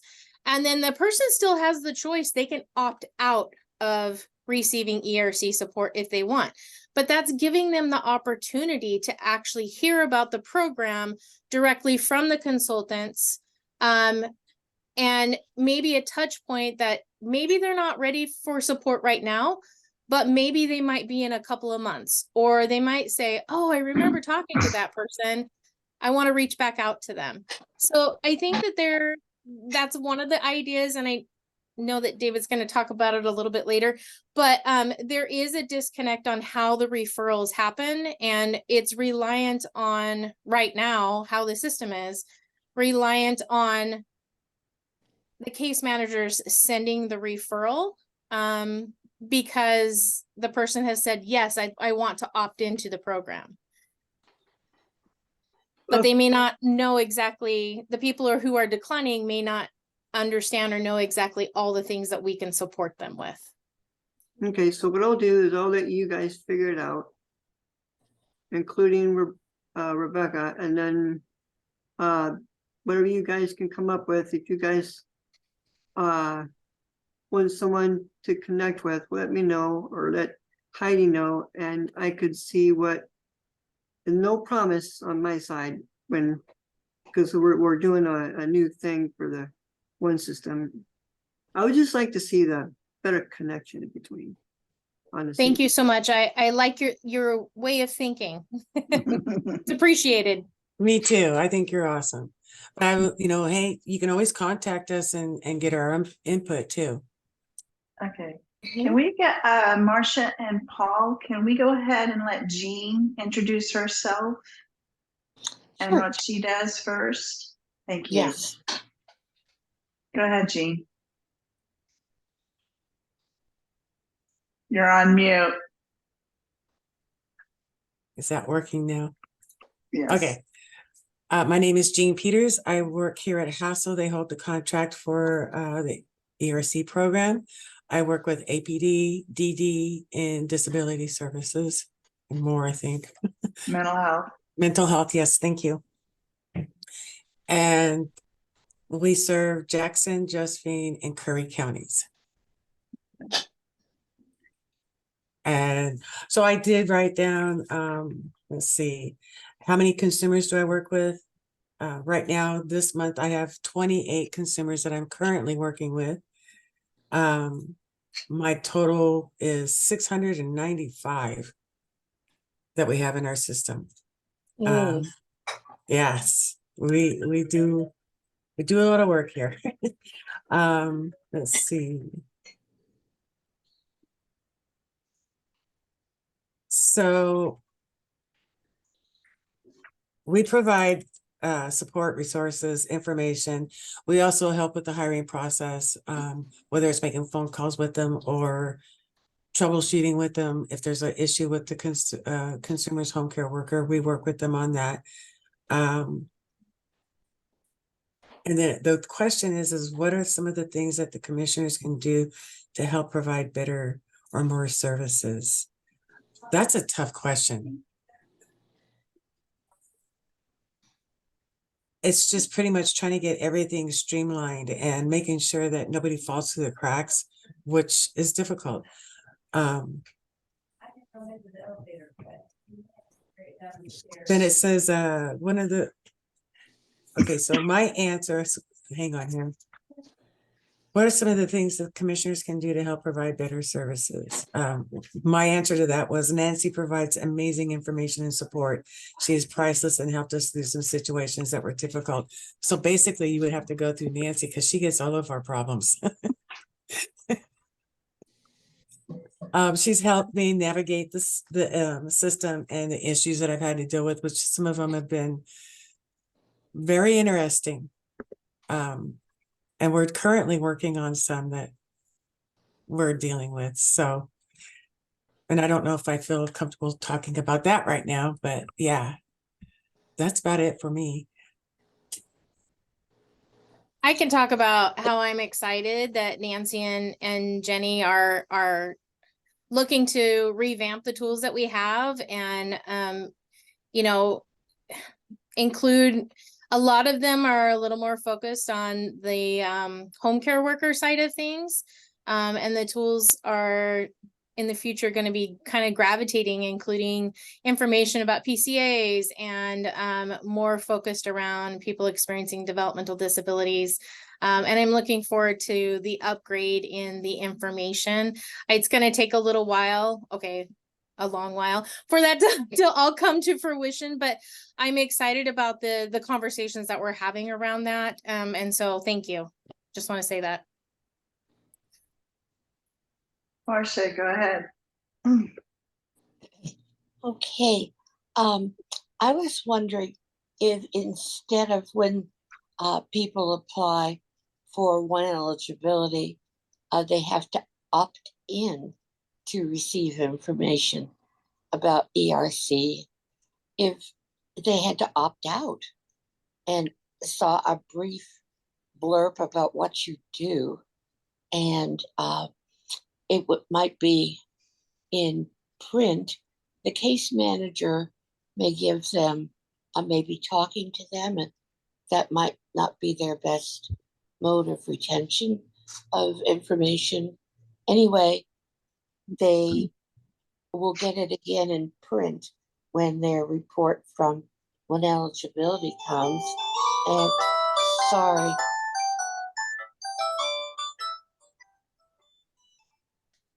There. Okay. That maybe opt out might be considered. In a perfect world, I would totally agree with you. But okay, we're not there. Yeah, well, here's the thing. To receive the K plan, the additional federal funding, this program has to remain voluntary, completely voluntary. So it's kind of they have to kind of opt in, not out. Does that make sense? Okay, they have to opt out of ERC? No, they have to opt in to ERC. Opt in, and they cannot receive K plan if they opt in? No, the state receives the K plan. The K plan is additional state federal funding to help more people. Right. So I didn't know you could disconnect yourself. No, it would be the state disconnecting. How? Tell me again how you would disconnect from ability to use K plan. That is beyond me. I'm just saying that it was part of the agreement with CMS, and that's above my pay grade. So I don't even get one. So all right.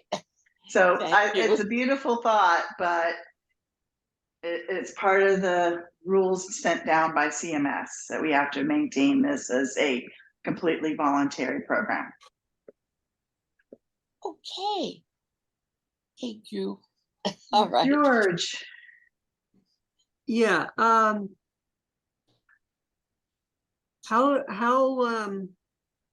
resource connection, there's a book, right? yes, there's there's a consumer employer manual, yes. Okay, within that manual, is your information already in that manual? The consultant's information. As to how to get a hold of you? Okay, because this changes so rapidly, it is on the website.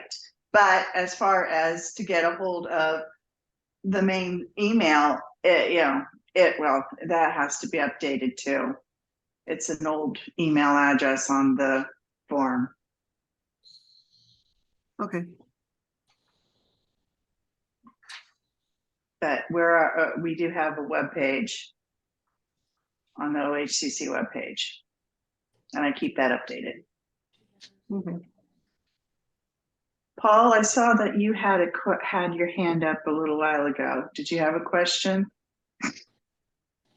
Thank you. Well, I would say basically, I really appreciate the good input that each is sharing.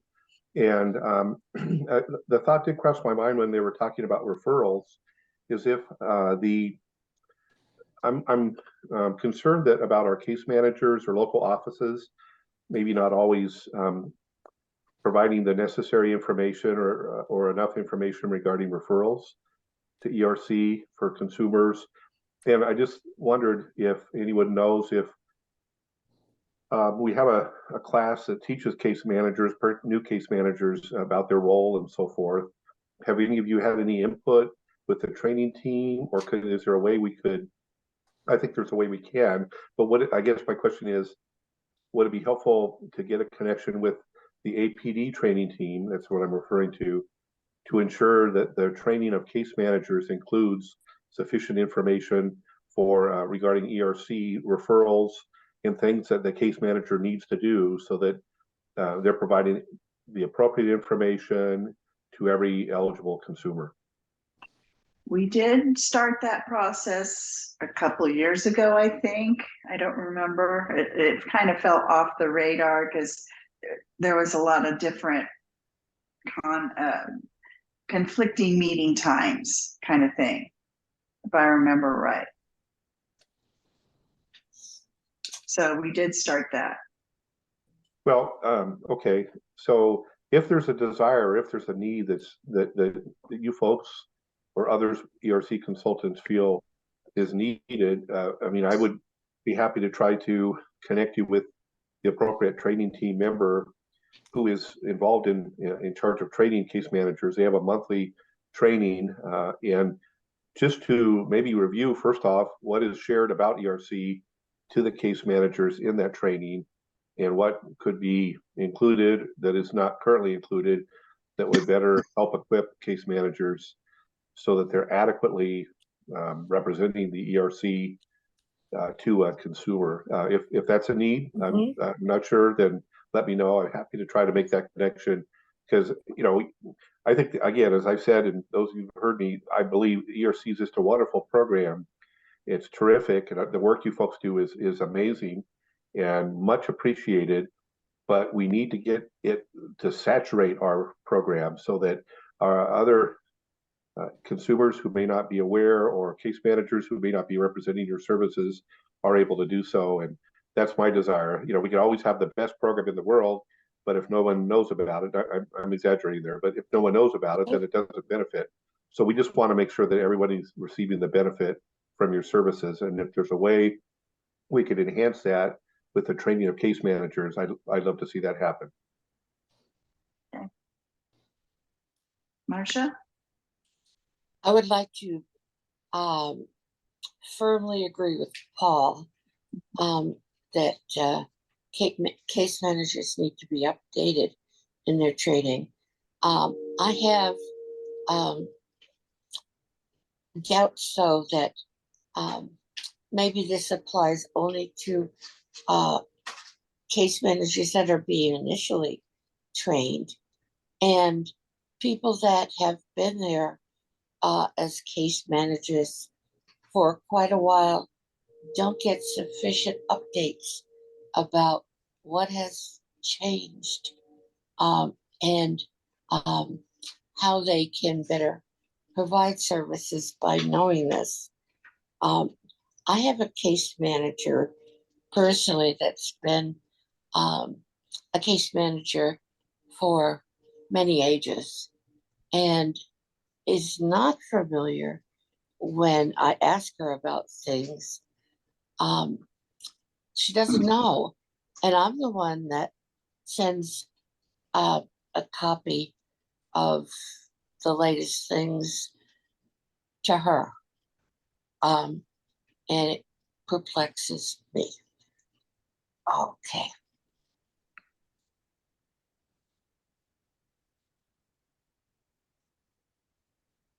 Okay, is that all the questions? Looks like it. All right.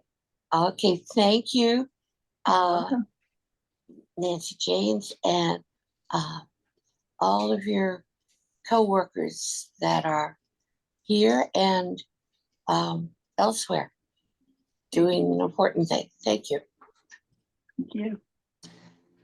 Well, the next thing on the line is break, but I'm aware we did not do the reports that from commissions that, and George is waiting to share his. But let's see, Governor's Commission on Senior Services. Mary Mayer's not here. Oregon Disabilities Commission. Yes, I am here, Marcia, but I reported before. I am here. Oh. But I reported that I didn't go to the commission this past month, so I had no report. Okay, sorry. All No right. problem, no problem. Okay. I need my mind updated too. All right. Okay, so where are we? Paul gave his report. And It's Commissioner Adams, Marcia. oh, okay. George, go ahead. Thank you. As far as the CACs and the CCOs, OHA has, I don't know if I had mentioned this before, but they had made a new committee called the ANETAC TAC committee. And we are going over new ORS rules, administrative rules that OHA would like to put into place. And everything's trying to be done by 21st of December. There is work groups that are sprouting out, like the wait times in that work group. For example, to give you an example, sprouting out from the original committee at different times. That is going to be setting up here. I think one's on December 18th, I think.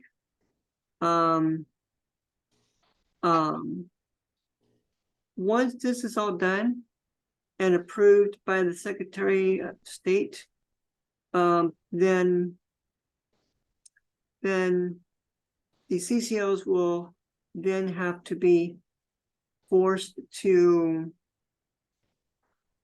follow those rules with the brokerage and the providers that are providing service to people to their medical appointments. There's going to be new books come out, either provided by the brokerages throughout the state or through CCOs. That will have handbooks for the people taking those services. So it's a whole brand new arena. This is what OHA is wanting to do. It was mentioned that the state of Oregon throughout these brokerages will have to be required to have their own NEMT committee boards through each brokerage throughout the whole state. Once this is done, we're looking probably around March, maybe, and having everything into place. It's a slow process. So that's what we're working on in the CCO world. I'm not quite sure. I think the CCO 3.0 is still being worked on. When it's coming out, I have no idea. I'm guessing that the legislature has passed the additional 2 years onto the contracts of the CCOs. Paul, would you know anything about that?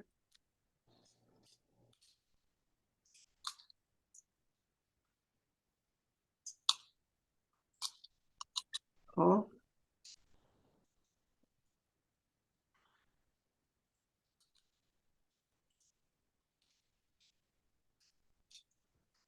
I guess he's not. Okay. Well, anyhow, that's my daily report for the CCO CACs.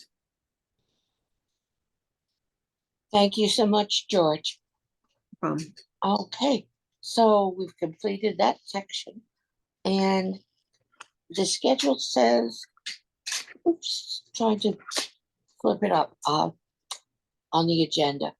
I guess it would be, whoops. There you go, A Marcia. lunch, It's up on yeah, the screen. thank you. A lunch break, but let me just check. Oh, we have is Roberta here? Just checking. Roberta. Yes, I am here. Okay. Hello. Hello. We're still doing the guided training and DHS committee. Yeah, okay. So do we want to motion for a break or just keep going? Either way, it's fine with me. Okay. Well,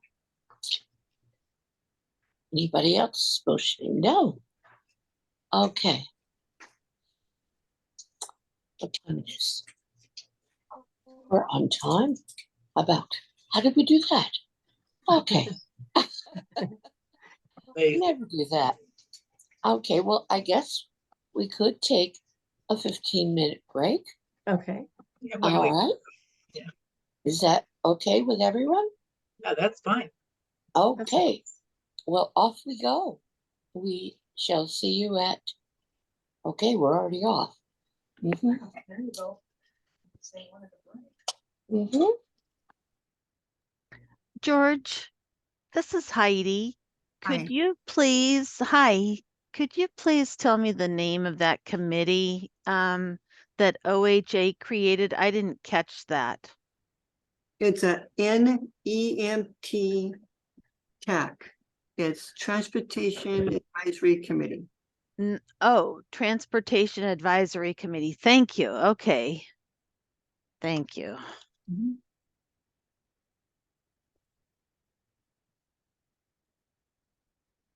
I thought you had said ATAC or something. So okay. No, Thank it's you. Perfect. Thank you. So this is what I have. OHA created a new committee called the Transportation Advisory Committee. They're reviewing Oregon ORS rules by December 21st. Work groups are being created from the original committee, and once set, the CCOs will be required to support consumers. Oregon brokerages will be required to have their own NEMT committee boards throughout the state. And the expectation is that everything will be operating by March of 2024. Yes, but don't forget to put in that it's either the brokerages or the CCOs that will be coming out with the new consumer books for the service. Okay, thank you. Mhm.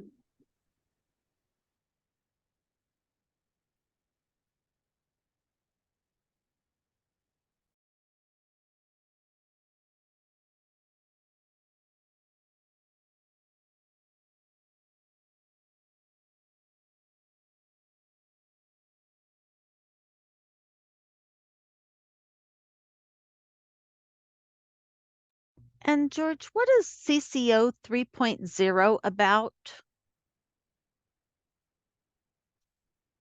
I think you're muted, George. Okay, CCO 3.0 is another step up from CCO 1.0 and then 2.0. It's what is in every 5-year contract. It's the main For brokerages or what? for what it is it's CCO 3.0 is the matrix that the CCOs have to follow. Like the CCO 1.0 had some matrix that the CCOs from the beginning had to follow, and because of their contract. And then when the contract renewed again another 5 years, then that's when CCO 2.0 came in for those. Okay. Thank you, George. Just to provide a little more context. Thank you. Okay.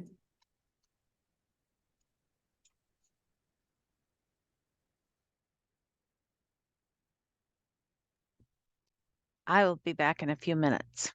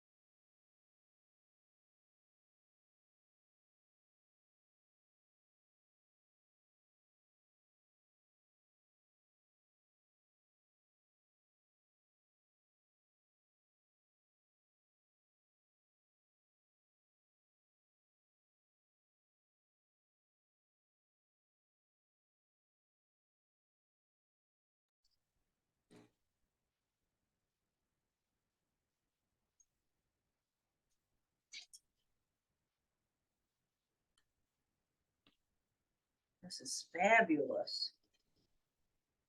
Tracy.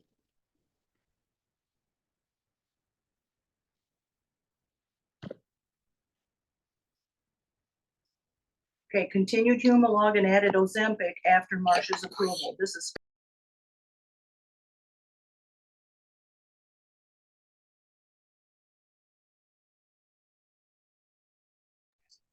You want to What is our time to return? And are we there?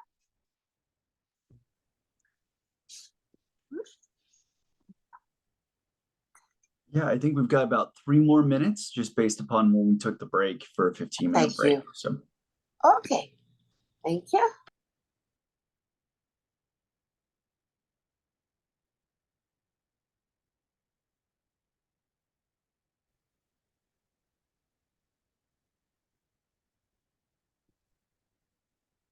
Are you able to see the screen again, Marcia?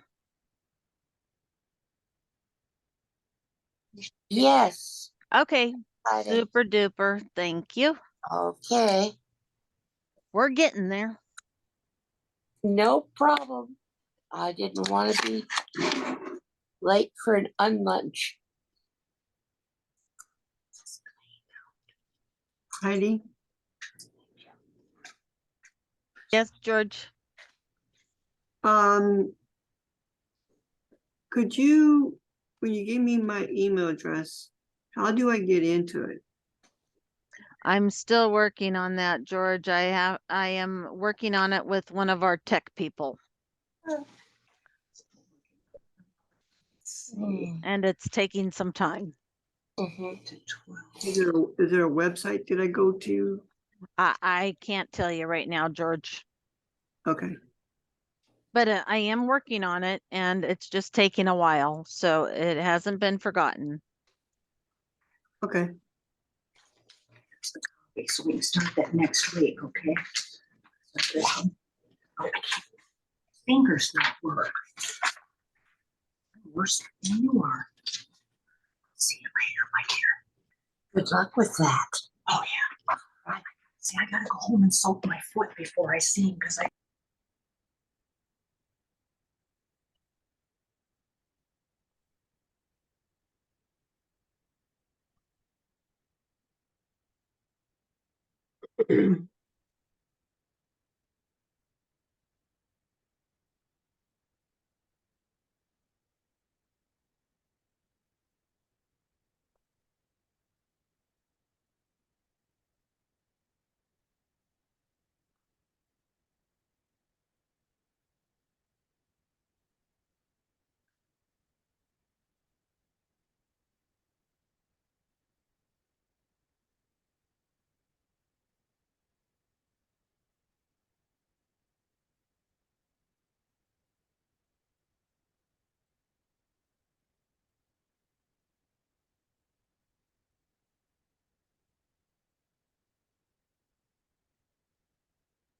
all right, looks like it's 2:20, so we should all be back from break. If anybody, or if you want to just like raise your hand or say hi or whatever, to let us know, and we'll be going. Commissioner Mayor is ready to go.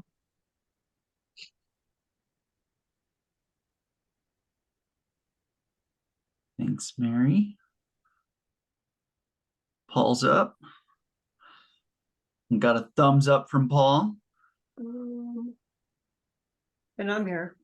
George is still here, and I believe I heard Marcia just a little bit ago anyway, so sounds good. Roberta, are you back? I'm back. I'm sorry. No, I'm just kidding. I can see your face. Oh, I was good. just teasing. Oh my gosh. I'm like looking around for my thumbs up. Oh man. I'm like, okay, I have 3 monitors. I can't find anything on any of them. So. Oh. All right. I don't know. Y'all disappeared. I don't know You what got happened. 3 thumbs, Yeah. Roberta? On 3 monitors. I have 3 monitors. I should have 3 thumbs. You're right. Mm. Okay. There we go. I don't know what happened. Y'all disappeared. Let me see if I can look at you this way. Are you ready for me? Let me know when. We are. It's gonna go ahead Yes. and be your Mhm. training I'm unit on. report first. Okay, well, my report will be pretty short. I just wanted to, well, first of all, thank you for letting me report in today. My name is Roberta Lilly. I'm the training manager, and we've been, as usual, it's been a very busy month.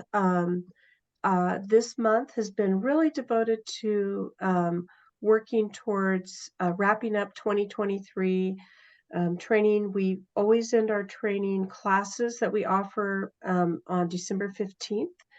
And then we are already working on posting. Actually, today they're working furiously on posting our January, February courses. And we'll be posting our January, February Elevate newsletter probably in the next couple of days.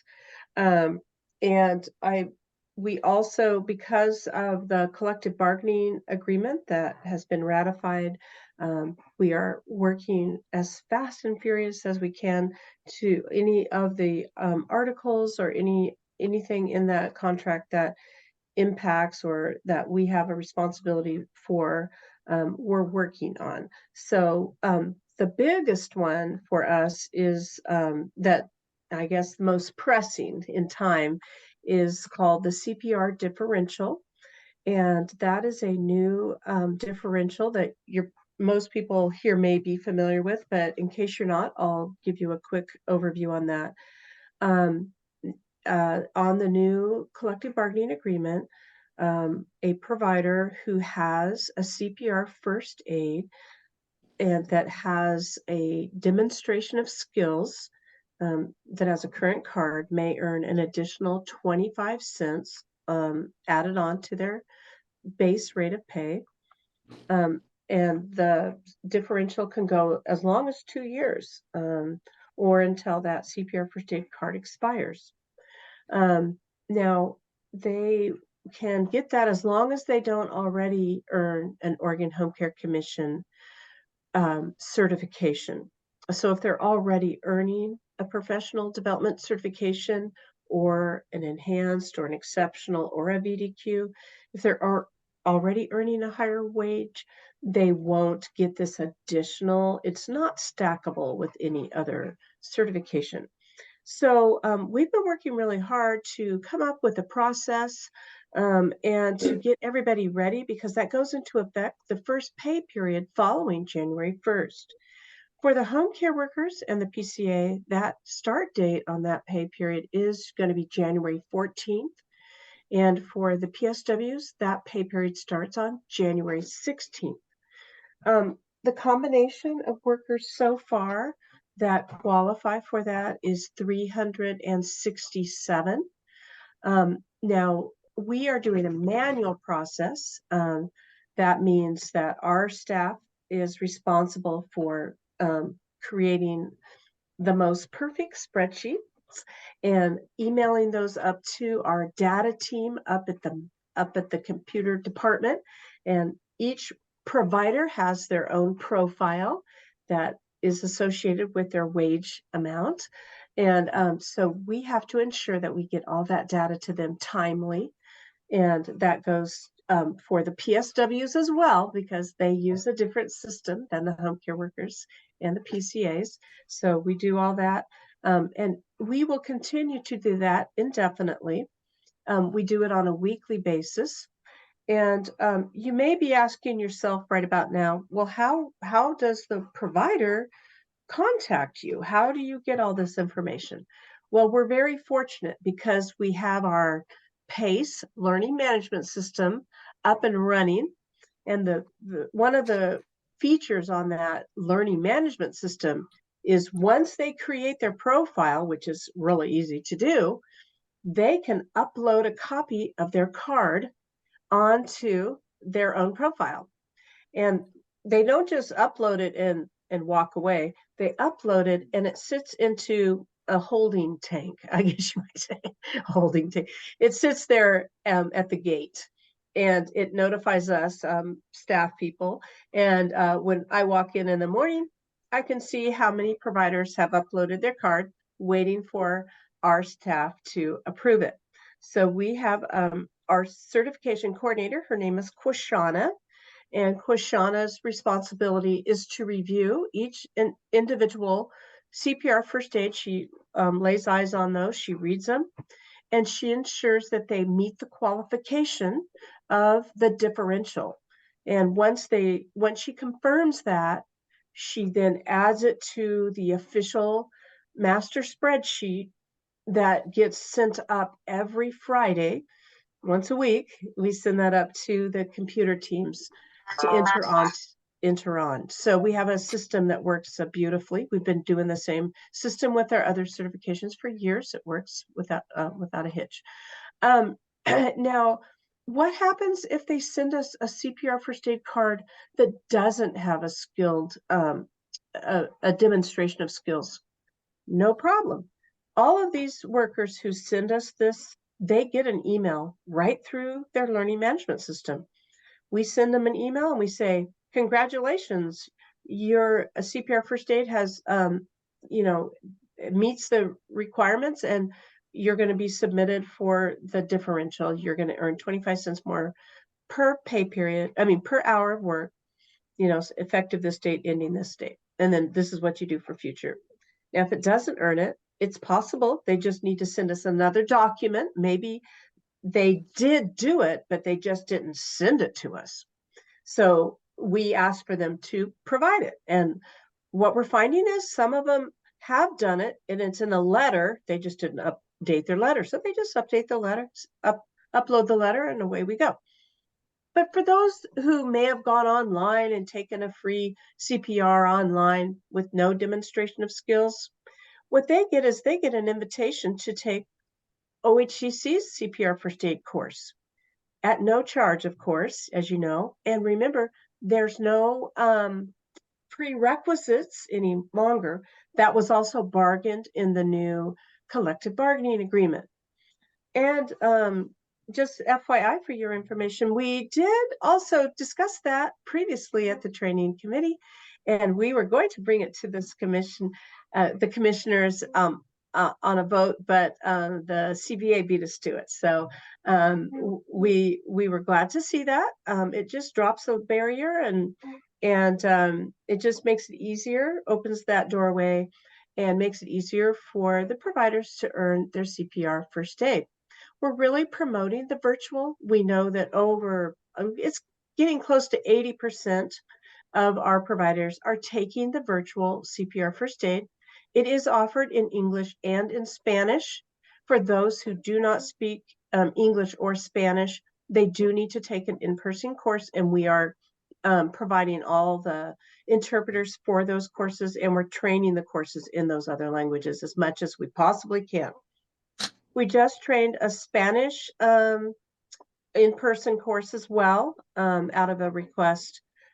We always are training Russian in person. And again, individuals who need the course in any language, we're providing that as well. And we're getting ready to train an Arabic course coming up in the near future, in December sometime. And now there are people who have earned, for example, they have earned an enhanced certification or an exceptional or a VDQ, but they're not working for a person all the time, or maybe part of the time, that qualifies for them to earn the higher wages. In those cases, the computer is programmed to allow them to automatically earn the 25 cent CPR differential, at least for the home care workers and PCAs. We believe that on the PSW side, that will be a manual process. We will be working with the DD department to ensure that the providers are well taken care of, and so that they will have their CPR differential automatically in place, even though we'll be doing some manual work on it. It'll be seamless for them. Okay, so that's been a huge part. It's been a big team effort on our team. We know that we had a lot of providers who had information inside the registry that we at OHCC did not review their cards. They entered the data at the local offices, and if we didn't have the cards, we did notify them, hey, please go sign on to PACE, upload your card. Without it, we cannot approve you. And by the way, anyone who takes a class from us definitely will have to take the skilled part. That's part of our program. So that is the update on the CPR differential. You may also know that the, and Jenny may have reported out this already, that the professional development certification holders will earn an additional 25 cents. So they'll be earning 75 cents per hour. It's currently 50 cents, but in January of 2024, they'll be going up to 75 cents per hour.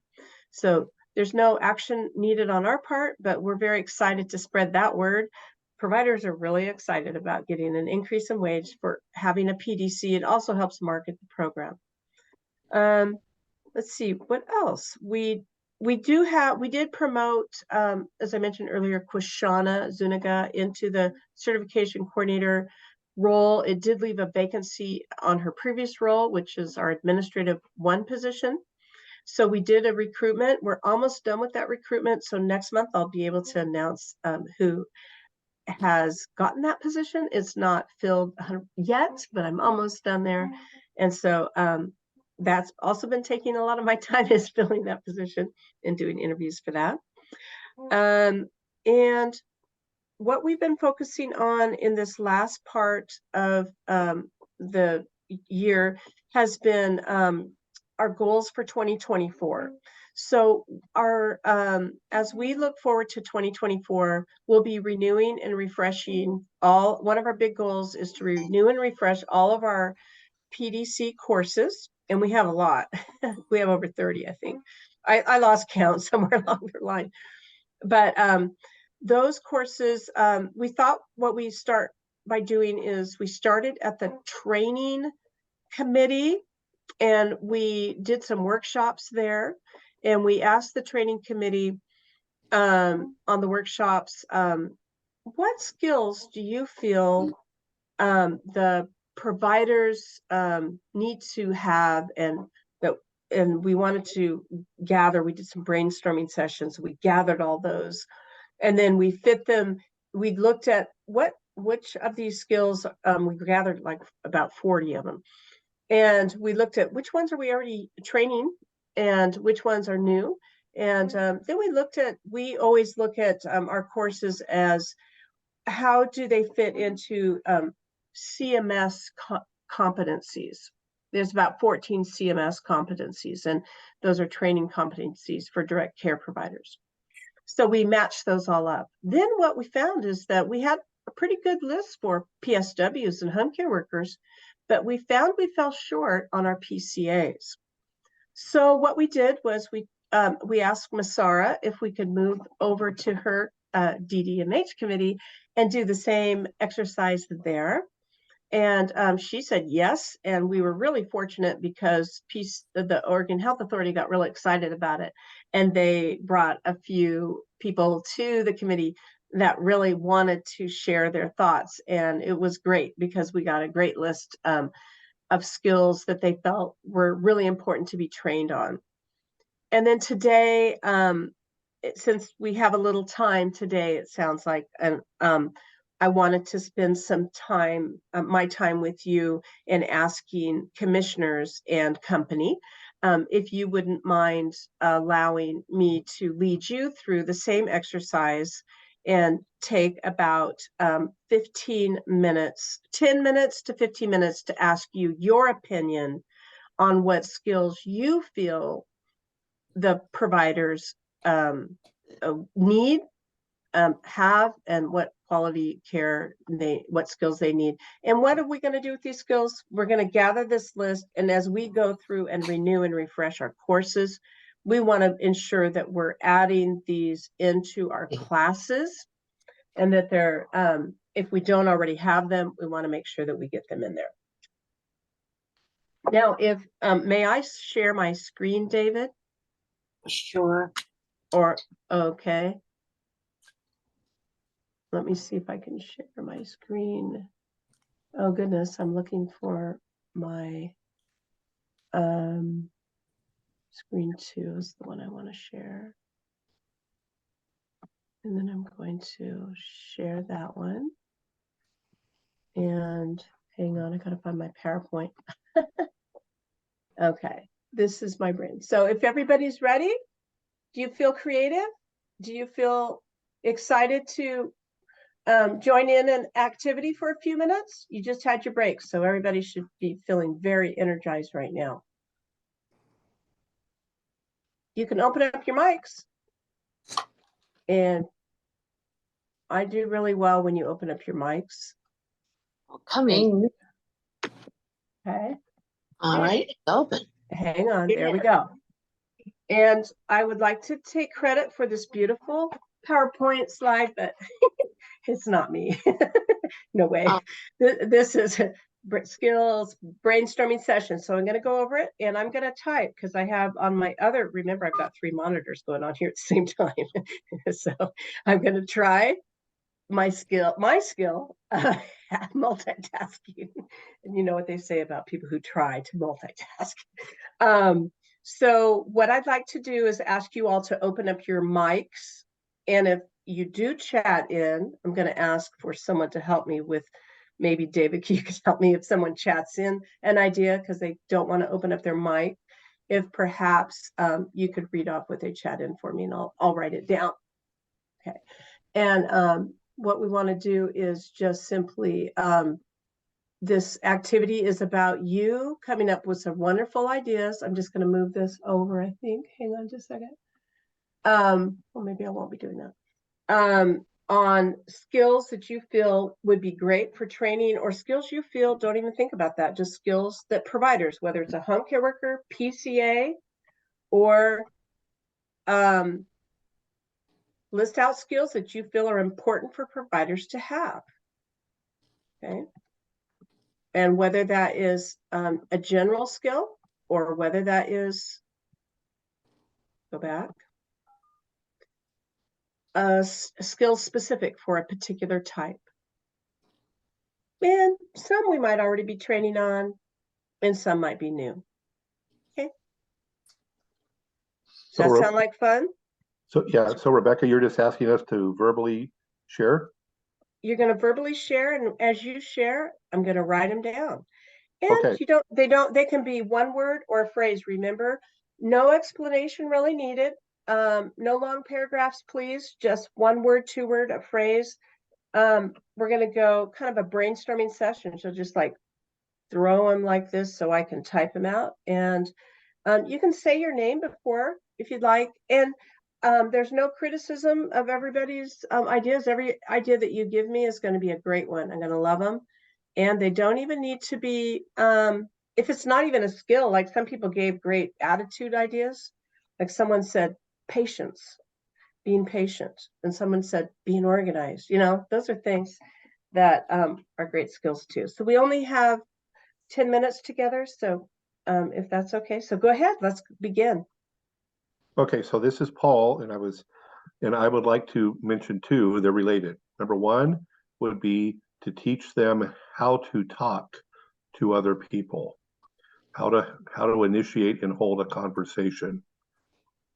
Second related is how to ask questions, how to ask another person questions related to themselves, their care needs, etc.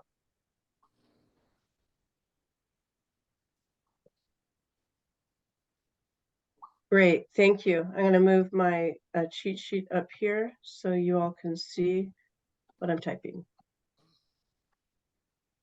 Okay. This is great. Thank you. This is Commissioner Mayer. I would just like to. Oh, I'm sorry. Didn't you finish, Paul? Yes, I did. Oh, okay. I just wanted to add one, and that was the skill of listening carefully before you embark on other conversation, because I think that can put you in the right, say, frame of mind to be receptive to others before you go spouting your own. I don't know if that makes any sense, but yes, it does. Excellent. Thank you. Excellent. Others? This is Commissioner Adams. One would be knowing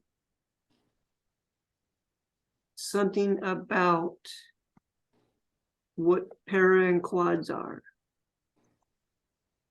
Mhm. Okay. Learning CPR, Thank you. learning the word that comes with the person, autonomic dysreflexic. Oh, you're gonna ask me to spell that one? Okay, come on. I don't, it's, yeah, that's. Google could probably help you with that one.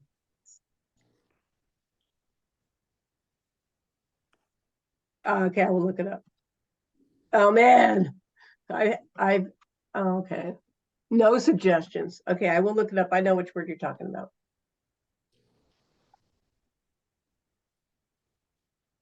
Okay. How to come you. to work on time.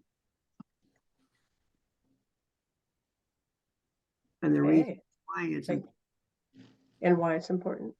Did I hear? yeah, Okay. Any in the chat, David? Not at the moment. Okay. Yep.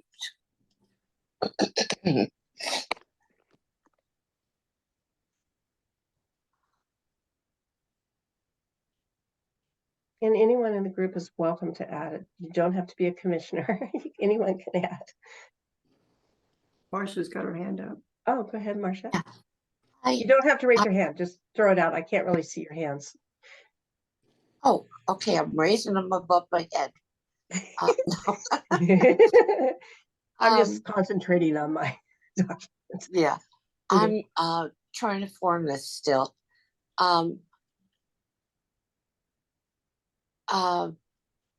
Knowing how patients physical and mental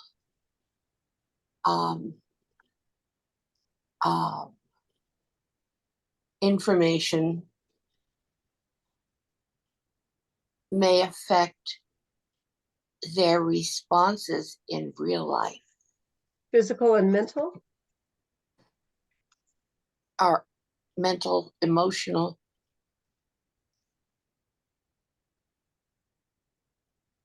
Responses?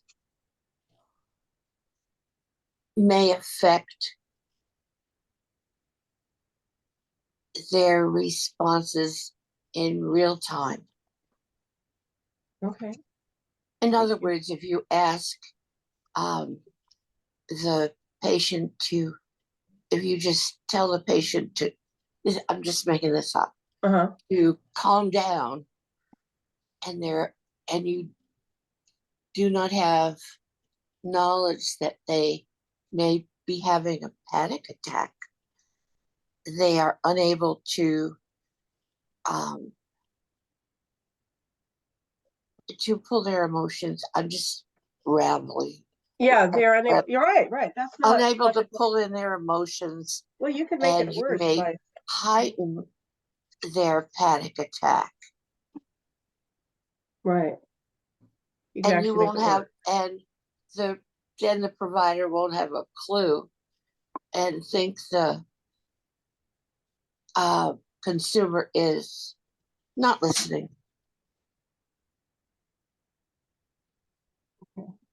They are unable to okay. Maybe in shortened words, not knowing these facts may cause a cascade of events that you don't understand. Okay.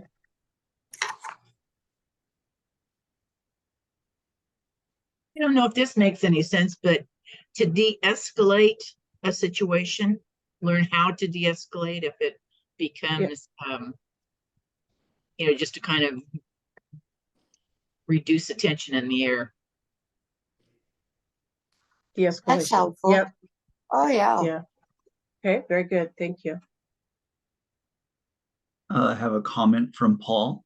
Okay, Realizing that part of your work is to learn how the consumer prefers to receive their services.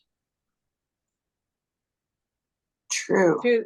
to understand, say it one more time. Part of your work is to, Learn how the consumer prefers to receive their services.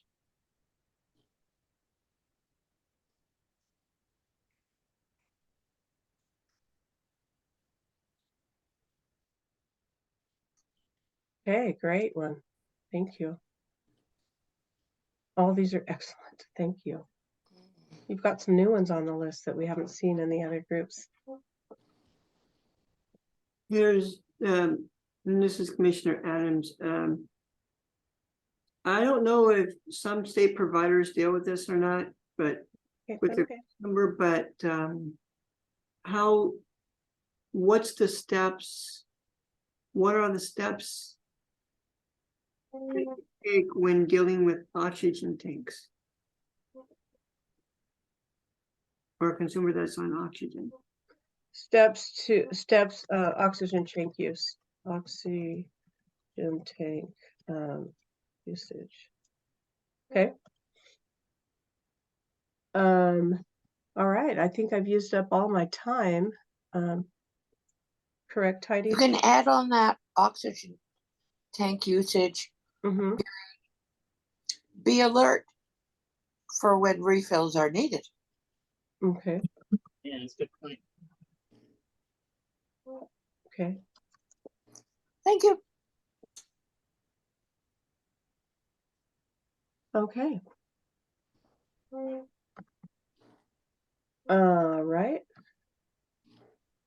And anybody else? We have, I think I'm over my time, so I just want to be mindful of your meeting time. But safety of oxygen tanks, not to smoke near one.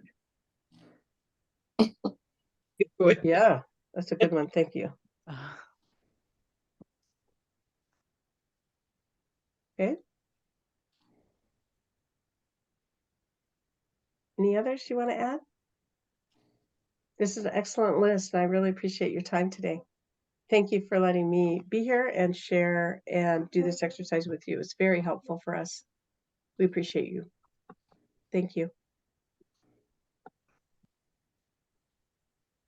Interesting exercise. Thank you. Thanks, Roberta. Roberta. Thank you. Yeah. Mm-hmm. Yes, thank you so much. You bet.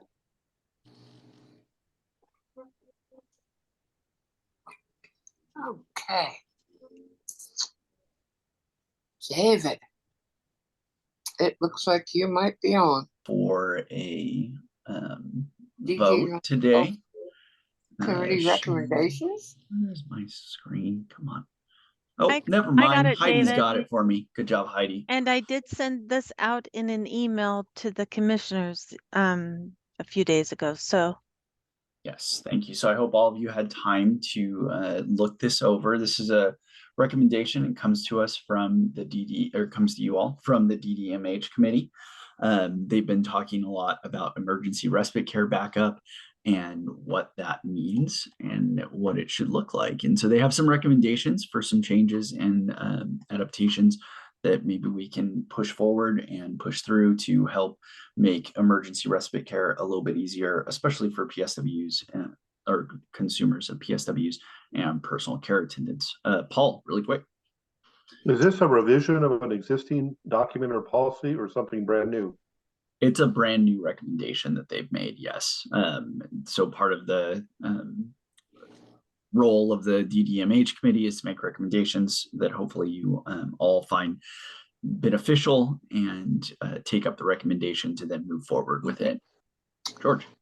Could we date this document somehow that it shows that it's a new recommendation and make sure it's I'll make sure dated? to mark that at some point, Marcia. Okay, thank you. George. Things I wanted to suggest is, does this follow underneath us as a home care commission? And if so, where is the money coming from to support the respite? So it's helping consumers and employers find respite care, which is part of what they're allowed to do. So providers can be members or providing respite care. So this is to help kind of make that process of a consumer finding a respite worker a little bit easier. So where's the money coming from to pay these people? So it'd be the same program, George. Could you? So it's, the scenario would be like the PSW or PCA can't work in an emergency situation, and so they have to find a backup worker really quickly. Okay, could you tell us what DDMH stands for? Yeah, that's the Developmental and Mental Health, the Developmental Disabilities and Mental Health Committee. Okay. All right. Heidi, if you'll scroll down just a little bit, just want to look at the recommendations really quick. Right there's perfect. So there, here the list of the ideas that the DDMH committee came up with. The first one, discussing alternative PSW support. Obviously, we'll add PCA as well in here, but to make sure that when a case manager, personal agent, services coordinator, et cetera, is working with the consumer on their individual service plan, that they'll have a discussion about backup support and including what that looks like to get a PSW on their backup in case of emergency plan. So that's an important part. So making us being able to then make the recommendation to add that into case manager training, right? That should be something that is talked about when someone is doing an assessment. Going down, we have establishing direct support professionals as a backup.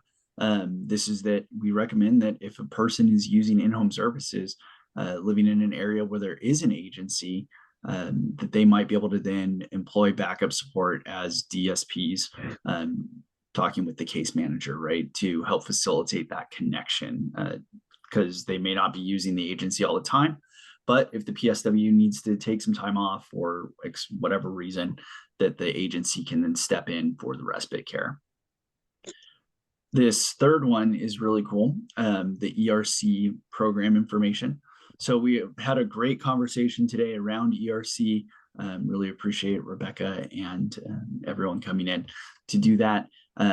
So this one is kind of to just really hope that we can make the ERC referrals more equitable and to provide more extensive access to it for all consumer employers. So by making it, the essential thing is to say, hey, instead of, like Marcia, you had talked about people automatically being enrolled in it and then having to opt out.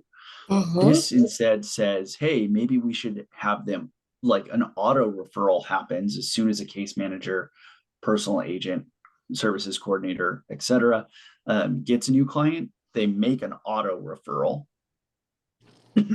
because it has to be, the ERC is through a referral. So it's an automatic referral of saying, hey, this is something that they would like. And then when they're contacted by the ERC, they can then choose if they want to follow through with the referral or not. This will make it a more equitable access to the service because it's automatically something that's happening. So this recommendation that makes me happy. Yeah. And I think I caught that correct. So I just want to leave that there. So just a good way to make sure that consumer employers can receive the services that we have available to them and that we offer for them. And yeah, I think that that's mostly it. I hope you all had time. And so I'd like a vote. Oh, thank you, Heidi. I knew that. I thought there was Sorry, one more. David. No, it's all good. And so this last one is for us to maybe start thinking about a way to expedite the PSW authorization process. We do know that that process can take some time. So trying to make sure that Express and working with ODDS to make sure that we can get authorization happen quickly, or even come up with some exceptional policy where maybe if there is an emergent situation where there is no work connection, that it can be deferred and done retroactively if needed to be, so that people can still receive care in emergencies. So, Paul? Yeah, thank you, David. First of all, I think this is really some good information, and we've kind of worked a little bit, but we haven't completely. A couple things real quick. You know, in APD, we have tried to address the on-call, what we call an on-call approach, where a worker suddenly unable to help the consumer and getting somebody in on call, and so we worked on this, and actually there's still a committee. Well, it's not super active at this point, but it's still seeking to address. The other comment real quick is, I think this is a key area that is being addressed. It needs to be really, I guess I want to say, solved regarding the on-call needs, emergency backup needs for both APD and DD services. I believe this is one of the key things that the agency with Choice is saying is a weakness in our system, and that they are touting as a strength of their approach, is to have, you know, if a person can't be available or whatever, then there's the consumer doesn't have to worry because there's another person that could quickly take their place, an on-call type person, so forth. So I really think this is an important emphasis. My concern is some good concepts here, some good ideas here, but unless you have the key policy individuals in ODDS who are going to help receive and respond, or maybe begin or continue activity along these lines, it's just going to be, again, some good advice. And so I'm just kind of saying, I hope that this committee or others has the appropriate contacts within ODDS to share this information so that it could be further discussed possibly, and acted upon if deemed appropriate, so that we really can advance in this way. Yeah, thank you for that, Paul. And I do believe that, like, one of the things that we're hoping as well is that with you adopting and voting on these recommendations, that the commissioners will also help us as we move forward into conversations with ODDS. I at least think that that's how it works with recommendations in the committee.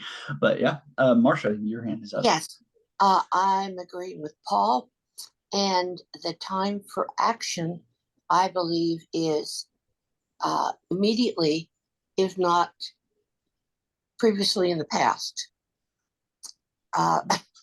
That emphasizes my now. And I believe we have to make emergency response and care for people with disabilities.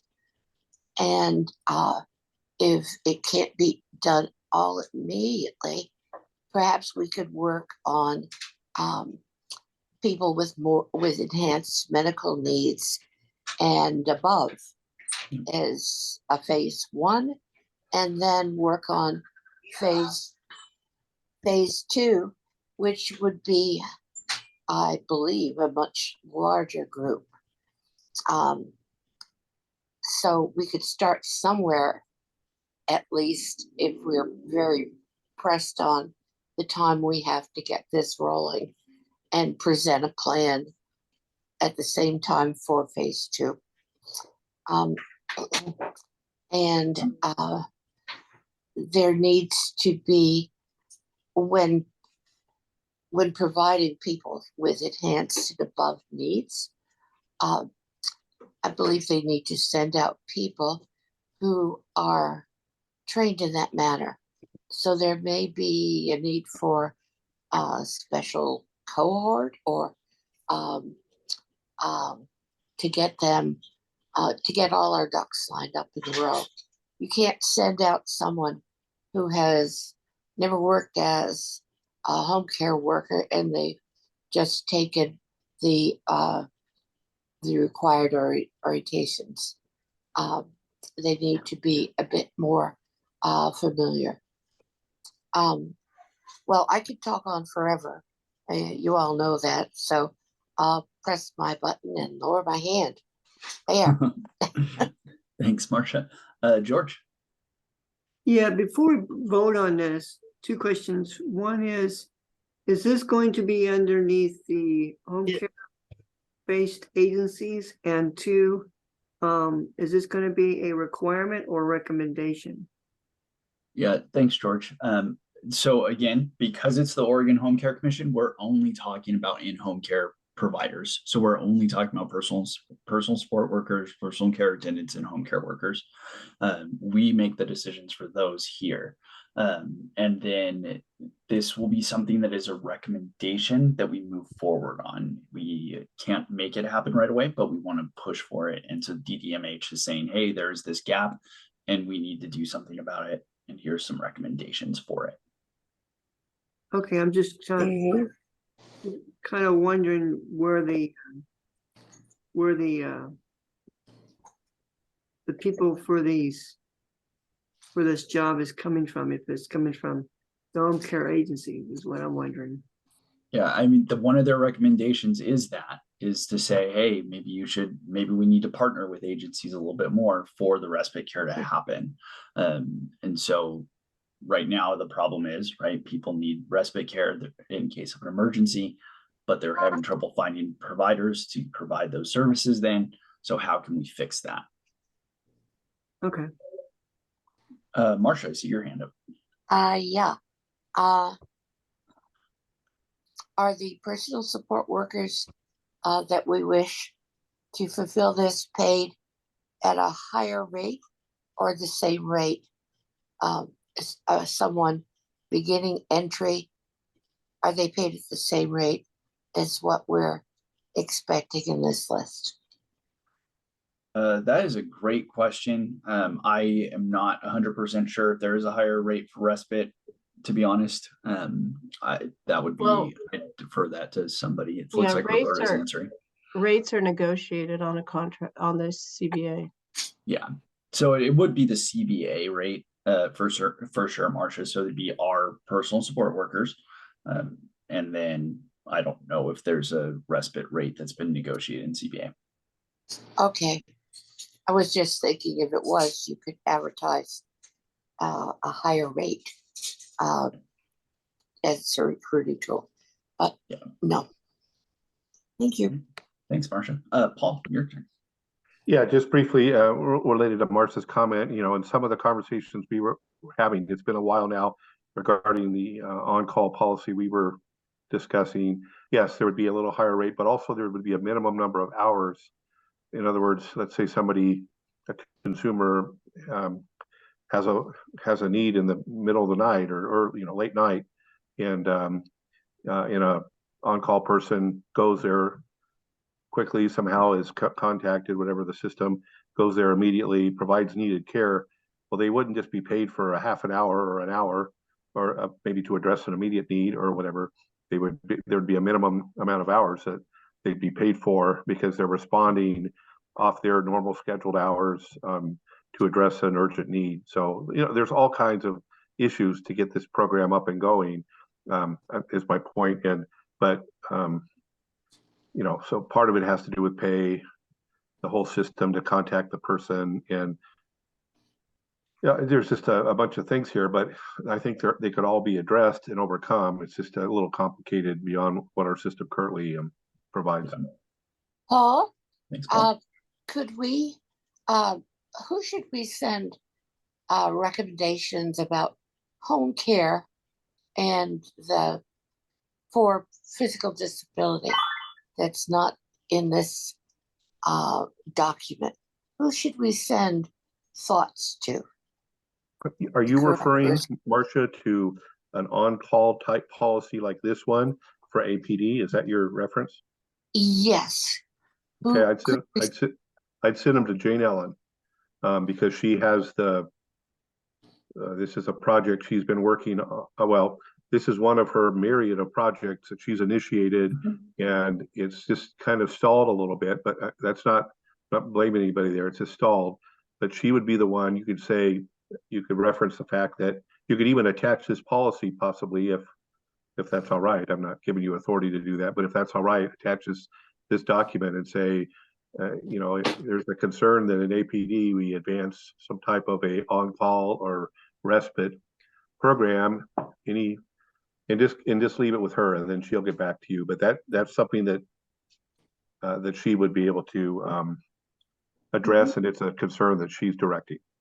Okay, perhaps it would be helpful if she got um,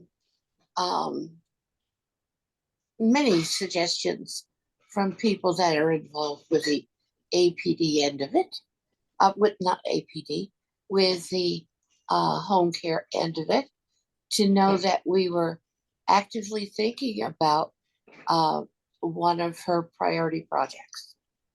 Yeah, I don't think it would hurt at all. You do so appropriately, as you would obviously, just expressing concern and interest and whatever you feel like you need to express, that we've talked about it at the commission a little bit, or whatever, again. But you know, within our rules, we talked about respite care, and certainly it's not just APD, it's DD, as we see in this document. But Yes. I think it's one of those areas maybe of our services that really needs to be, you know, shored up a little bit, obviously, because there are those times when a provider is not able to fulfill their responsibilities, or when when a provider is not scheduled, has an emergency need and needs some help. I'm not referring to having to necessarily go to the hospital or call the 911, but there's some type of care need in their home that needs to be addressed. Yes, and I've been told by my case manager, we're supposed to call before any hours are logged. And she will respond, no, you'll be over your authorized hours. So that leaves you. Well, there's, without again, help. yeah, we could talk more about it. There's some provision for emergency assistance in the rules, but you know, that could be talked about as well later. Good. There was something else in my mind and it just escaped me. But anyway, but I would address interest in this topic with Jane Ellen. Great. Okay. Thanks so much, Paul. Thanks so much, everybody there. My hand's down. Good. George, is your hand up next? Yeah, David, I would like to recommend, suggest for this to be put in, if the home-based agencies are to be involved in this, I would recommend and suggest it being put into their contracts that they have with the state. Yep. Bring that up for sure. Thanks, George. Roberta, your hand was up next.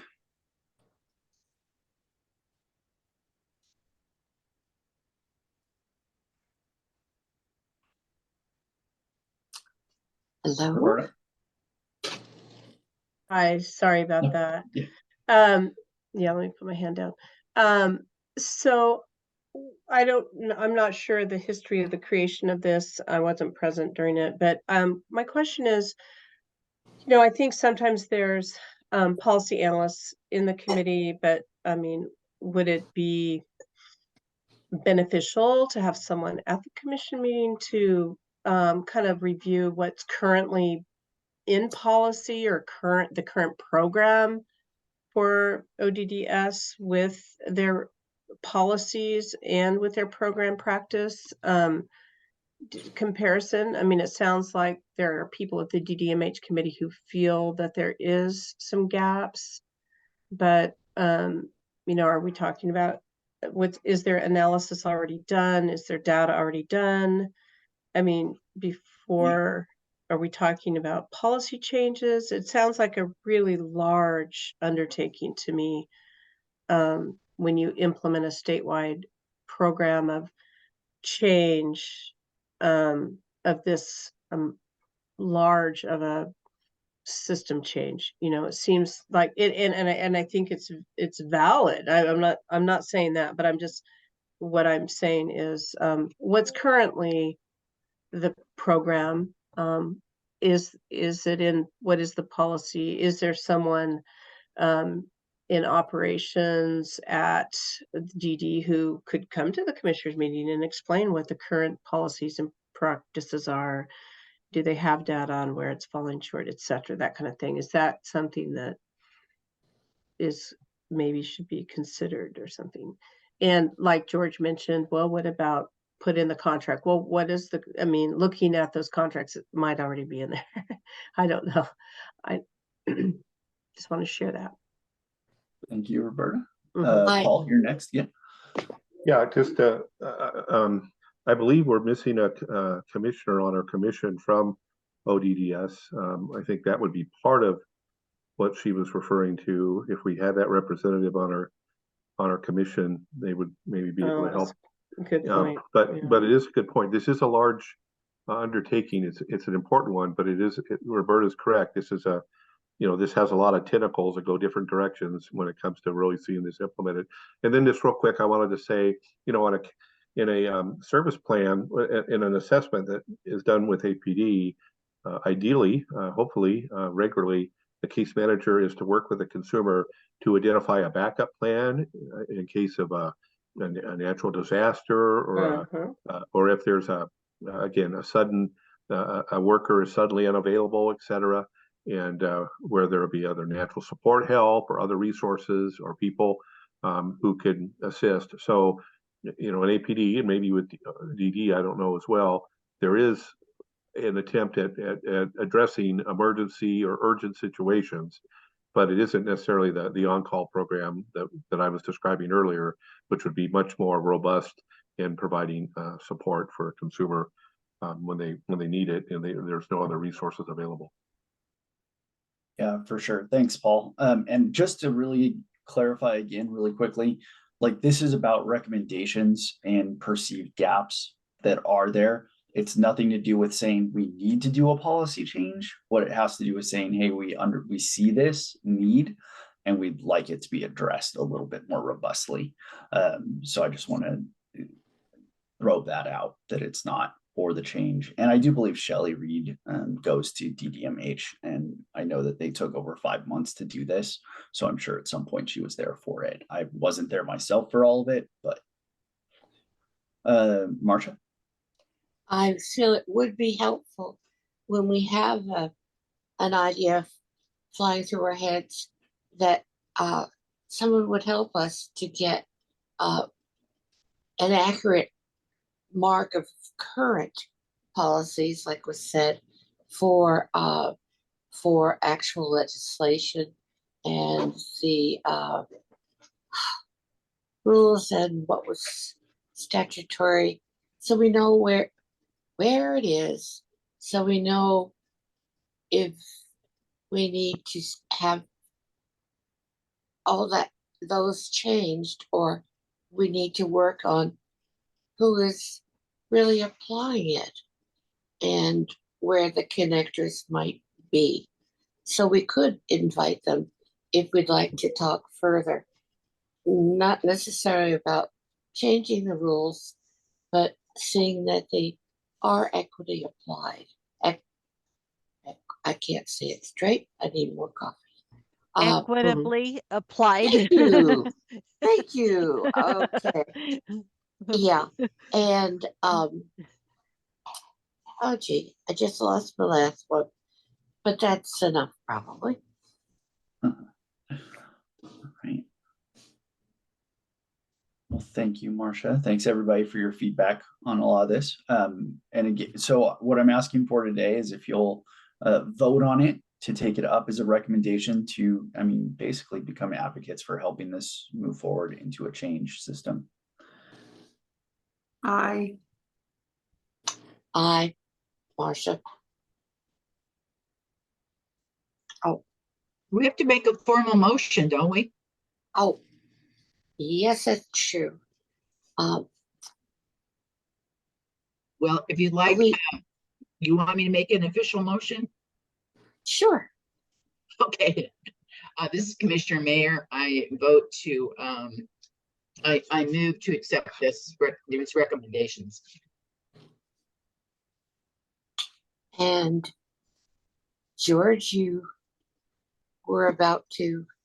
Yeah, this is Commissioner Adams. I will second that.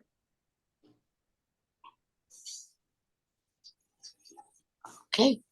it looks like the motion has been approved. And would anyone want to vote no? Well, we need a discussion first. We have a motion on the floor. We need discussion. I'm The in a, only thing- I'm in a I rush would- for coffee. Okay, anyone that would like to discuss this or add comments? This is Commissioner Mayor. The only thing I would say is, I would take, once you have these acronyms, please spell them out the first time you use them, because it just gets overwhelming. And I think, as someone mentioned, we need to have some kind of a date on this thing so we know when we approved it and when it's applicable. And this is Commissioner Adams. Please make sure that the physical disability isn't part of this.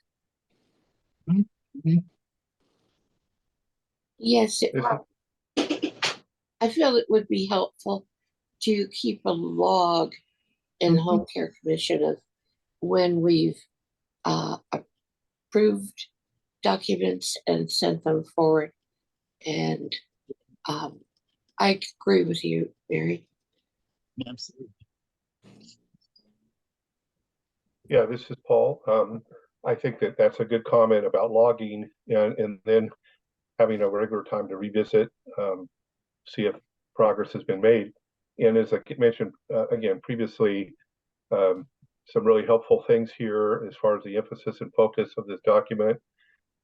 We really need to identify individuals within ODDS who can maybe tell us, like Roberta was mentioning, they could have a whole policy or approach maybe that we're not aware of, or that's maybe being developed. So we don't want to, be ignorant of that if we can learn, but also just have an individual or individuals who can drive this forward and make it if needed, and so that it is not just an idea that is a good idea, but it's left on the table.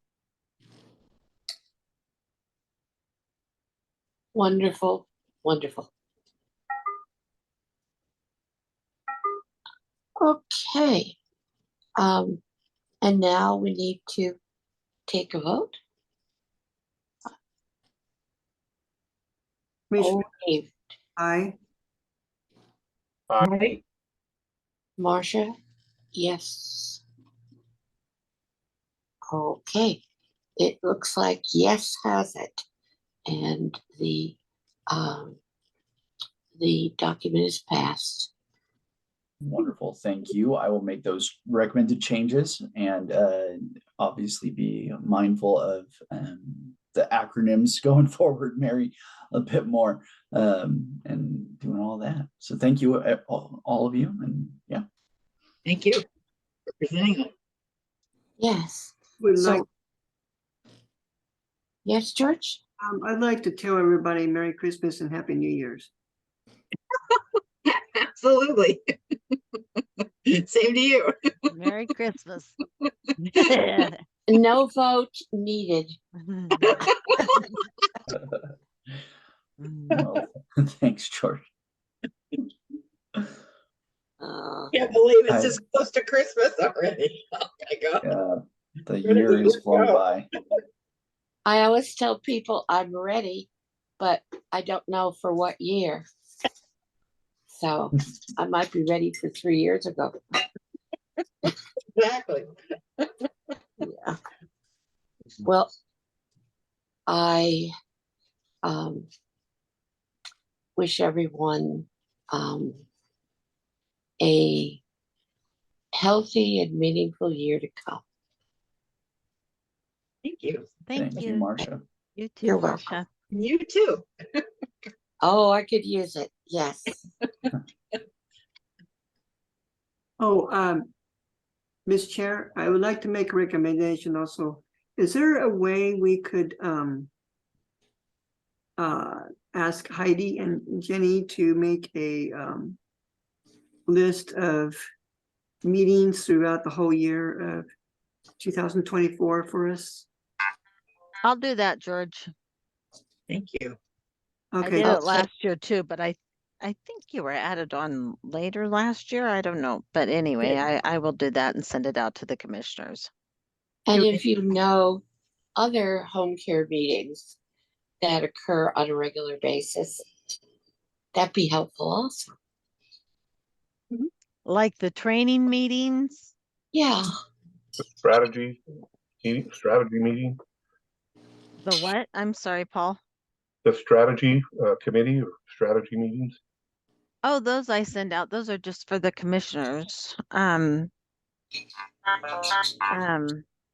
Those are not open to the public, but I can, I don't think that we have anything else scheduled right now. We okay. probably need to schedule a new one and I can connect with Jenny on that. Okay. And the one too. Huh?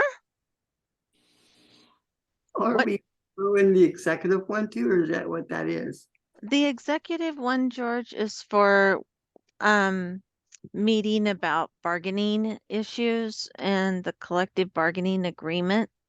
So we normally just meet on that during bargaining sessions or when there's something specific to be discussed. Okay, I'm still learning my role. Thank you. That's okay.